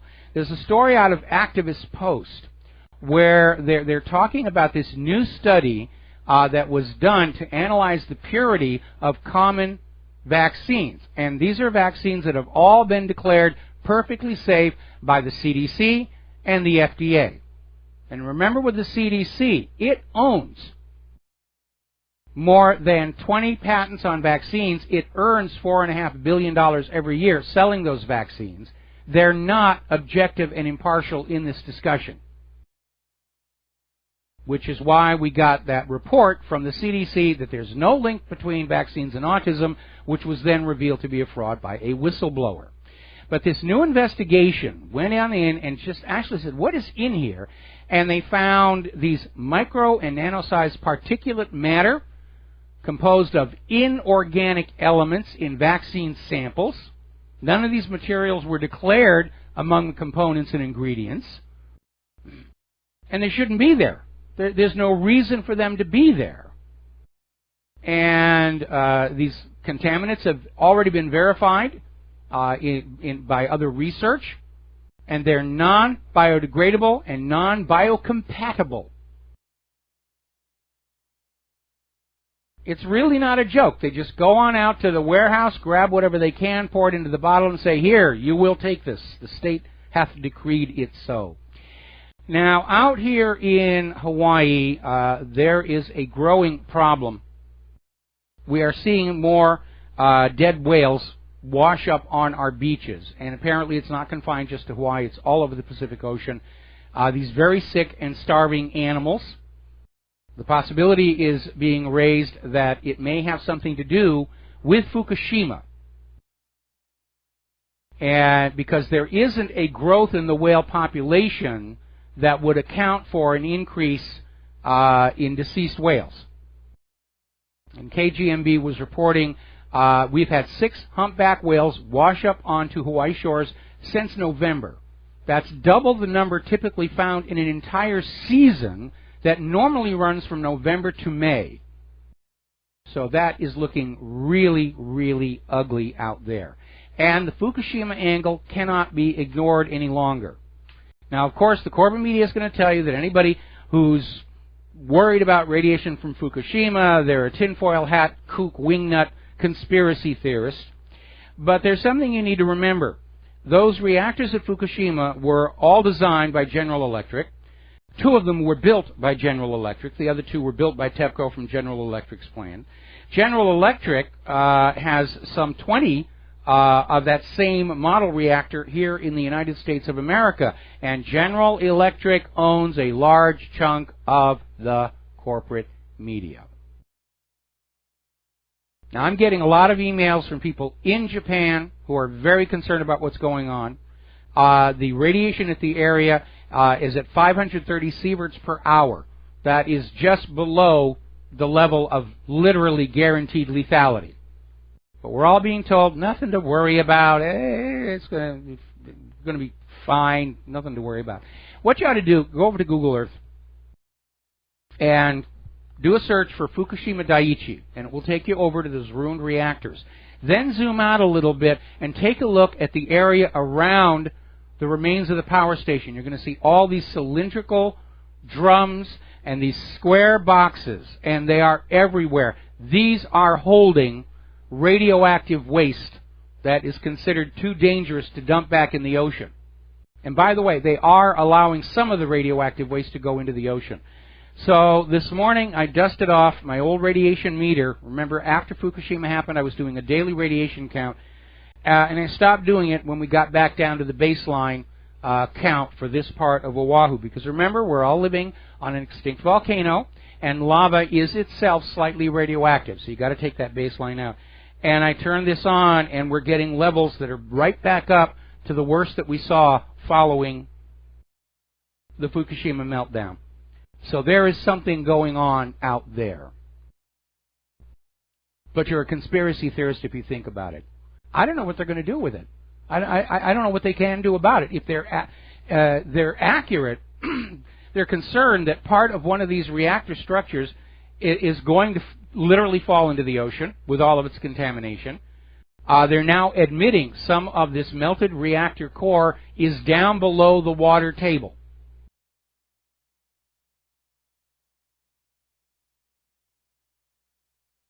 What a mess.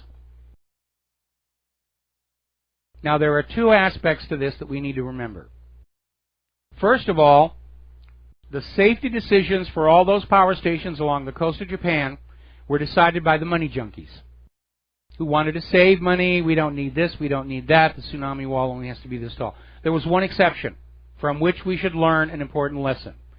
The nuclear power station at Onagawa, the design engineer who supervised the construction of that, fought a one-man war for the best possible security systems. A very high tsunami wall, emergency generators up on pylons. He went on around and he looked at the geological evidence of tsunamis in the past, and he said, we're going to build above this. And he literally fought tooth and nail. We're going to make a safe nuclear plant, and he did. Onagawa was the only nuclear power plant on that coast that suffered no damage at all from the quake and tsunami. Sadly, he had passed away, so he didn't live to see the vindication of his design choices. All the others had cutbacks on their safety features. We don't need the tsunami wall that high. We don't need to put the generators up on towers. And that was one of the big problems. There may be another one, and I would like to find a way to find out once and for all what's going on here. We know that the Stuxnet computer virus that was created by Israel and the United States to wreck Iran's nuclear infrastructure was programmed to interfere with a standard Siemens digital controller. The same exact model controllers were in use at the Fukushima power station, and Stuxnet was known to be in computers around the power station at the time of the quake and tsunami. It's also known that when the disaster hit, several of the safety systems at Fukushima failed to operate as they were supposed to. I would like to know if Stuxnet had infected Fukushima and turned the disaster into a catastrophe. Because that is a very, very heavy price for the Japanese and for everybody living around the Pacific to pay for Israel's desire to mess around with Iran. I'd like to find that out at some point. We need to know. Okay, now then, here's a really good story and this is actually something I've been thinking about a lot myself. There's a Portland high school student who has solved one of the world's major problems regarding resources. We're going to take a break for some commercials. We'll be right back with this story. Do call into the show, 800-313-9443. We'll be right back. Aloha, America. Welcome back to the show here, and I'm going to finish this story. We had a caller waiting, but I want to finish this story. This high school student up in Portland came up with an absolutely brilliant way of dealing with desalinization. Now, as you know, there's lots and lots of water on planet Earth, but most of it is salty, and it cannot be used. And there have been all these projects to try and remove the salt from the salt water, and this kid, Chai, just said only 10% of the water is bonded to the salt. Why work at trying to break that? Let's just find a way to get rid of that water that's linked to the salt, and that'll leave the other 90% clear. And he's just come up with this very simple polymer that you mix in with salt water, and it simply precipitates out to the bottom with all the salt, and what's left is fresh water. And he's gotten all of these prizes, and everybody's starting to look at this because it's much cheaper than the current desalinization technology, which is all about breaking that water-salt bond. And his idea is absolutely inspired. Just forget about that water that's bonded to the salt. Get rid of it. What's left behind is what you want. All right, we're going to take a phone call from Ron in Missouri. Aloha. Welcome to the show. What's on your mind? Yes, Mike. You were just talking about chips and credit cards. Yes. I saw on a couple of sites where you could actually punch out that chip and a magnetic strip on the back would still work. Do you have any knowledge about that? Yeah, that absolutely will work. And a lot of people are saying you can take that igniter from a cigarette lighter that creates the electric spark, not the flint wheel, obviously. You can use that to burn the chip out so that you'll wave the card. It doesn't work. I'll slide it through the slider. But it really should be up to us to decide, because this is another classic case of somebody came up with an idea that they thought was going to be really good, and then somebody else says, people aren't going to want to bother with a pin, and because of it, we were left even more wide open to fraud than we were before. And sometimes you almost get the feeling we're intentionally being set up to be defrauded by all these computer hackers. Now, you said a spark from a cigarette lighter? Yeah, you know, the cigarette lighter, when you push the button, it generates a little blue-white spark. That spark is actually thousands of volts. Okay. I'll give that a shot, see what happens. All right. And thanks an awful lot. We're going to switch over to Jesse in Ohio. Aloha, Jesse. Welcome to the show. What's on your mind? Hey, Mike. I've been talking to people about immigration, and I think I figured something out. All right. First off, you've got one group of people that are always talking about immigrants being a drain on society and how they're signing up for welfare and all of that.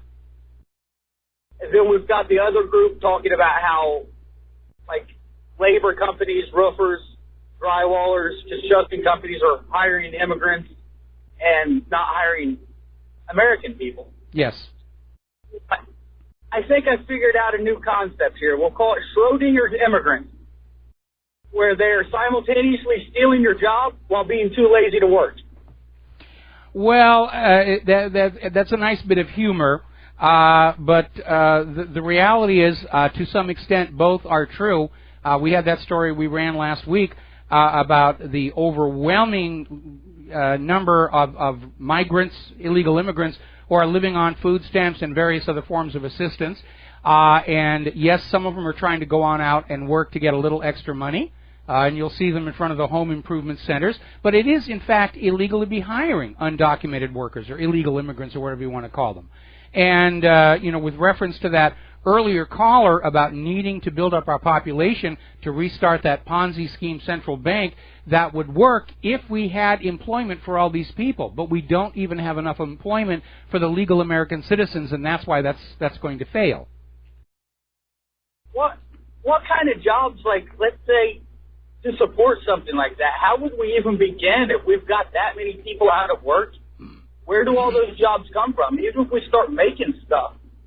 We need to start making stuff. We need to pull back our jobs from overseas. We need to sort of fall out of this love affair with automation because your employees collectively are also your customers. And if you're not hiring, then don't be surprised when people don't come into your store to buy what it is you're selling. Anyway, thanks an awful lot. We're going to let you go. Take a break for commercials. We'll be right back. Aloha, America. Welcome back to the show here. And I'm looking on the corporate media, and they're still going on about the controversies of the Super Bowl commercials. And apparently Audi's commercial is at the forefront of that, and Anheuser-Busch's ad. And to be honest, the Anheuser-Busch ad was in production long before Trump's travel ban, and everybody's trying to just cash in on it. And I'm looking at all this brouhaha. Like there isn't any real news going on in the world here. We're going to talk about those commercials over and over and over again. And I was watching it, and I flashed back on this Sylvester Stallone movie called Demolition Man, where he's framed for a crime. He's frozen. He is woken up in the future, and part of the future is commercials are the popular entertainment. When you're watching TV and you're listening to radio, it's always commercials, nothing else. There may actually be some merit to that. I'm going to share a little insight with you from my days in advertising.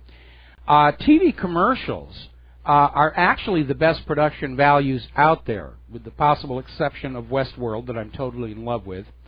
And that is because you're going to spend a lot more money per second of runtime for a commercial than you do for the TV show that surrounds it, because getting that commercial to you is the point. And very often it is possible for a 30-second TV commercial to cost more to produce than the 30-minute TV show that surrounds it. And from a purely filmmaking point of view, there's a lot of good work out there. A lot of good directors began with commercials. So there is that aspect of it. And yes, commercials can be political as well as mercantile. But they're still going on and on about it. Now, again, back when I worked in advertising, getting your commercial on the Super Bowl, that was it. That was, oh, wow, you're at the top of your game if your work is on the Super Bowl. And I did manage to have that a few times, and that was always a big rush. Usually we wind up winning a Clio Award for it afterwards here. I'll tell you the other thing, and I'm going to be very honest. I didn't actually watch the Super Bowl. I went in and I looked at the commercials on YouTube, and I did look at Lady Gaga's halftime show, and I thought that trick they did with the drones was really, really cool. I thought that part of it was really cool. No wardrobe malfunctions, no controversy over there. And, of course, that wire drop, that was also pretty impressive. But she's done some really, really wild things. Remember when she did the dress that was made out of sliced meat, and PETA just went totally ballistic on it. And everybody said, what did you do with it? I mean, it's obviously you can't keep it. And she says, I jerked it. All right, we're going to take a phone call. Ralph in New York City, aloha. Welcome to the show. What's on your mind? Hi, Mike. How you doing? I want to ask you a hypothetical question. How do you see the future and based on law enforcement versus private security? Do you see a downfall in law enforcement in the future due to the fact private security is taking over? Do you see a future in that? Well, obviously, corporations want to privatize every function of government to maximize profitability, and privatization has always been a disaster for ordinary taxpayers and a blessing for the corporations who are making more money. And a good example of that would be the privatized prisons, the prison industrial complex, where they've turned prisons, instead of places of rehabilitation, they're just slave labor factories. And that's why the recidivism rate is as high as it is in this country. And another hypothetical question. There's a crisis right now in nightlife. There was a big article in the New York Daily News about hiring security bouncers in nightclubs and bars.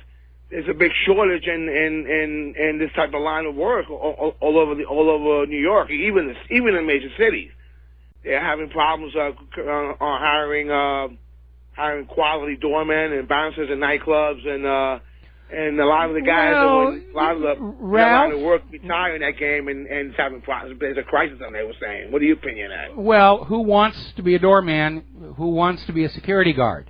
They're not exactly glamour positions. They don't pay very well. Exactly. When I was in college, I actually did one semester working as a security guard because I needed to work at night. My daytime schedule was full.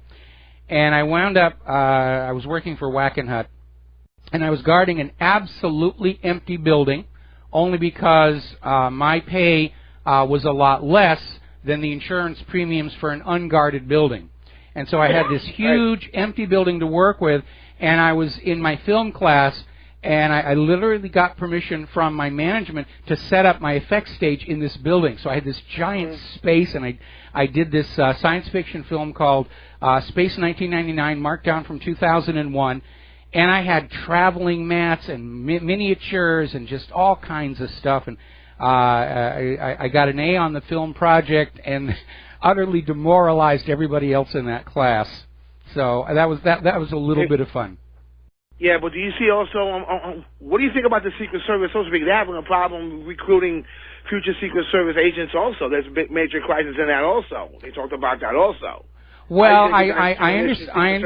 Like high-profile people. I'm hearing that some of the Secret Service, not the top managers, that was false news, but there are people in the Secret Service who are being asked to step down because they're holdovers from Obama, and I think Trump needs to Trumpify the White House as quickly as he can. The Secret Service may be a victim of its own reputation. To be very honest, when they were checking Claire and I out during one of Obama's Christmas visits here a few years back, 4 years back I think it was now, I was honestly not impressed with them. The guy who was trying to be covert wasn't very covert. The one who was nosing around our condo made the mistake of letting us see him. So I'm not surprised Trump has got his own security working inside the Secret Service protective detail. Exactly. Wow. But I'm just saying, even in federal protection, there was a big issue that they need the rich and the high profile, the rich need security, and they're saying there's a major crisis for the next generation, which is and there's going to be a problem because the old cats are retiring, and they're having a problem recruiting future ones. Well, I think the problem can be, again, I don't know what Secret Service agents are being paid, and it may not be very much. They may be trying to sell it on the honor of being on the protective detail, but that does wear out after a while. I remember some years ago, before Disney closed down their traditional animation department, they were having a problem getting people because they were paying a lot less than the other animation studios, and they kept saying, but it's Disney, it's going to be on your resume, you'll be great. And after a while, people said the Disney cachet just isn't what it used to be, and that may be happening. That may be what's happening with the Secret Service. When we were kids, the Secret Service was like this ultimate thing, and today it doesn't have the same cachet. And I'm talking about the protective detail, not the anti-counterfeiting part, which is the majority work of the Secret Service. Because a lot of the guys that come out of the military, they're figuring working for Blackwater will be a better issue than working for the government. They're going to get a lot more money from Blackwater or XZ or whatever he's calling himself this week. So that's going to be a better solution than work for a private corporation and working for the government itself, right? Yeah, the private sector, well, it's kind of iffy. As a general rule of thumb, government workers are making 1.5 times what ordinary citizens do for the same job. But when you come into areas like security, private security like Blackwater, they pay very, very generously because these people are being hired to go on out and, if necessary, fight wars. So they're paid very, very generously indeed. When they were privatizing the Iraq War, when they were hiring private truck drivers to drive the trucks in order to free up uniformed soldiers for the front lines, those truck drivers were making huge amounts of money. Of course, you carried with it the risk that you were going to be, shot at some point. Wow.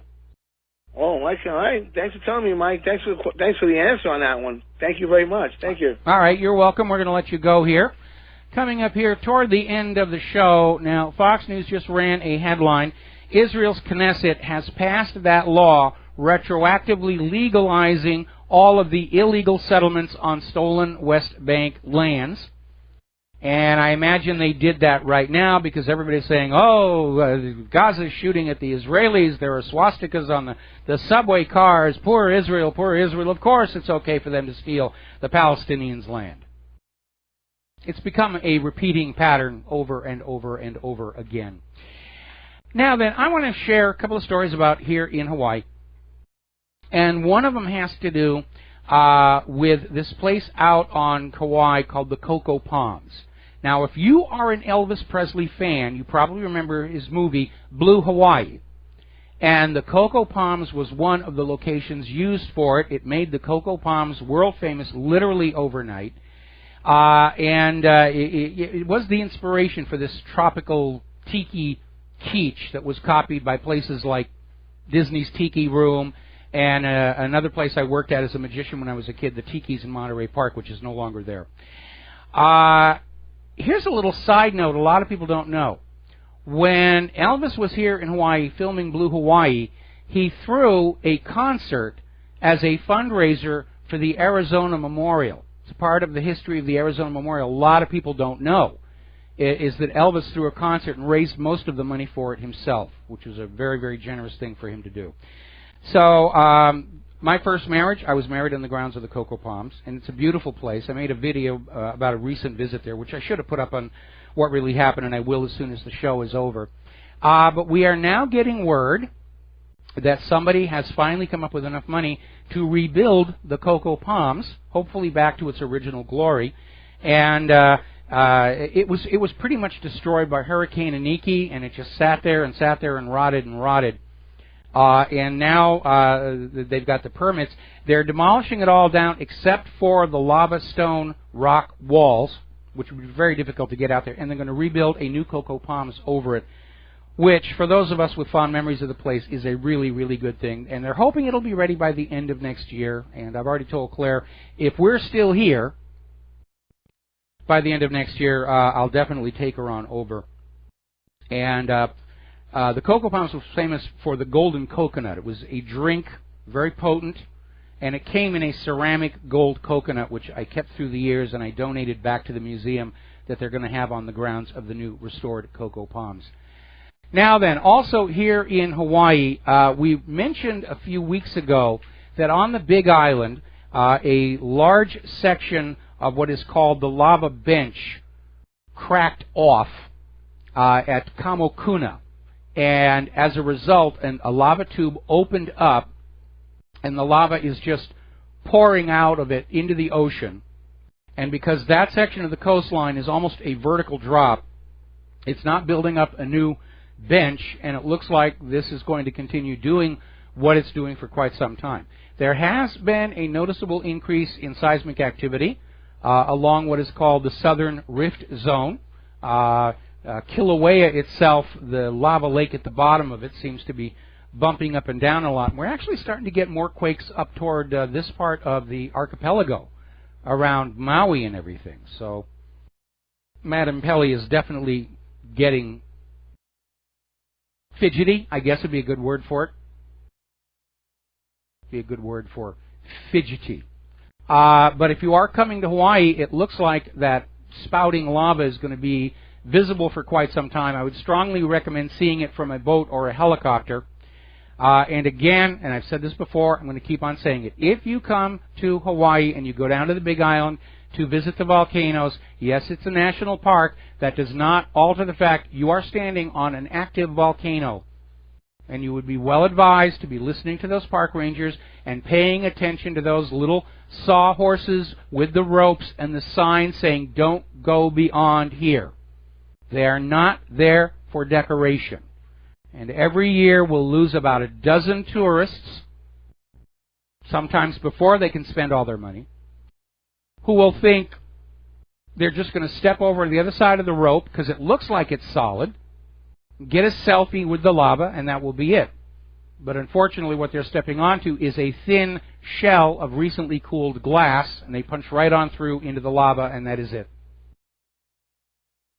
If you're going to visit the volcanoes, you want to take a lot of water with you. You want to have closed shoes because you're basically walking on broken glass.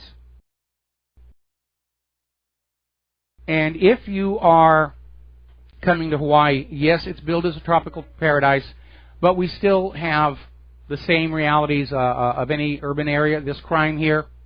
And it is rather heartbreaking to see people who will come out here and figure they can put down their natural defenses that they would have around them at home, and you can't do that. You really, really can't. But it is an amazing, amazing place if you are into volcanology.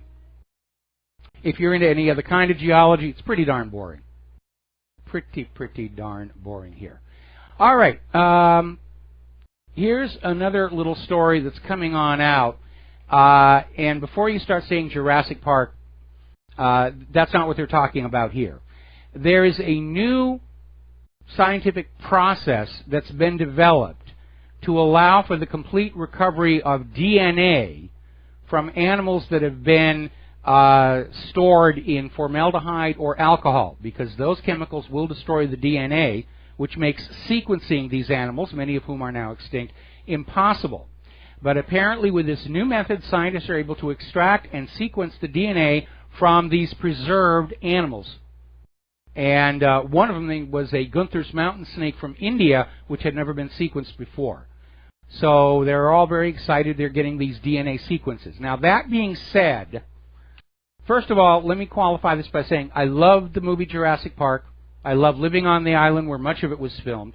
But it's based on a flawed scientific premise, which they kind of sort of acknowledge in the later movies in the franchise, which is you can't create an extinct animal only from its DNA, because the process of gestation involves a lot more than just the DNA. It involves a lot of hormones and enzymes provided by the mother or the egg in the correct sequence. And if you don't have those, and you just substitute in something else, what you get may look like an extinct animal, but it won't be exact, and it won't be something you could base science on.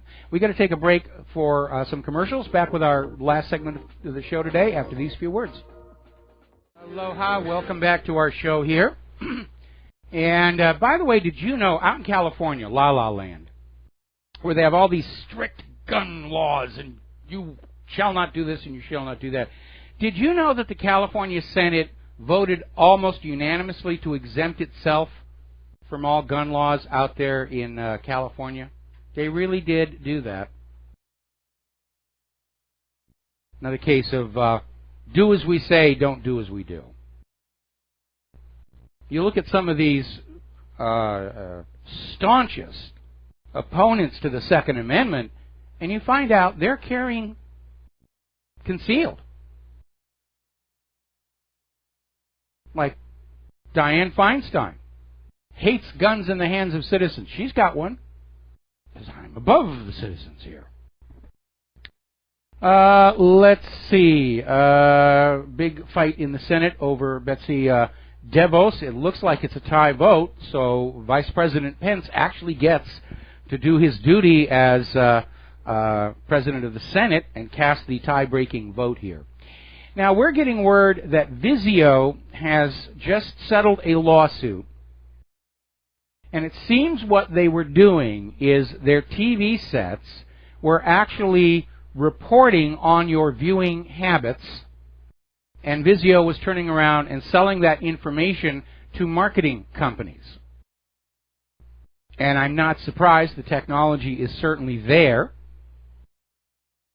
And I can imagine some of the cable TV companies are doing the same, but it's not exactly on the up and up. Now, for some people, they're not going to care.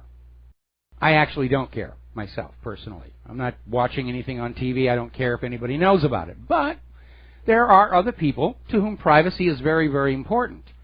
And mostly, I'm in that category. I don't want anybody to know that I stopped on my way home from work and got a jelly donut in defiance of my diet. It's nobody's business but me and the baker. And I understand that this kind of tracking can actually smooth out the process of commerce, but I think everybody ought to have the option of switching it off.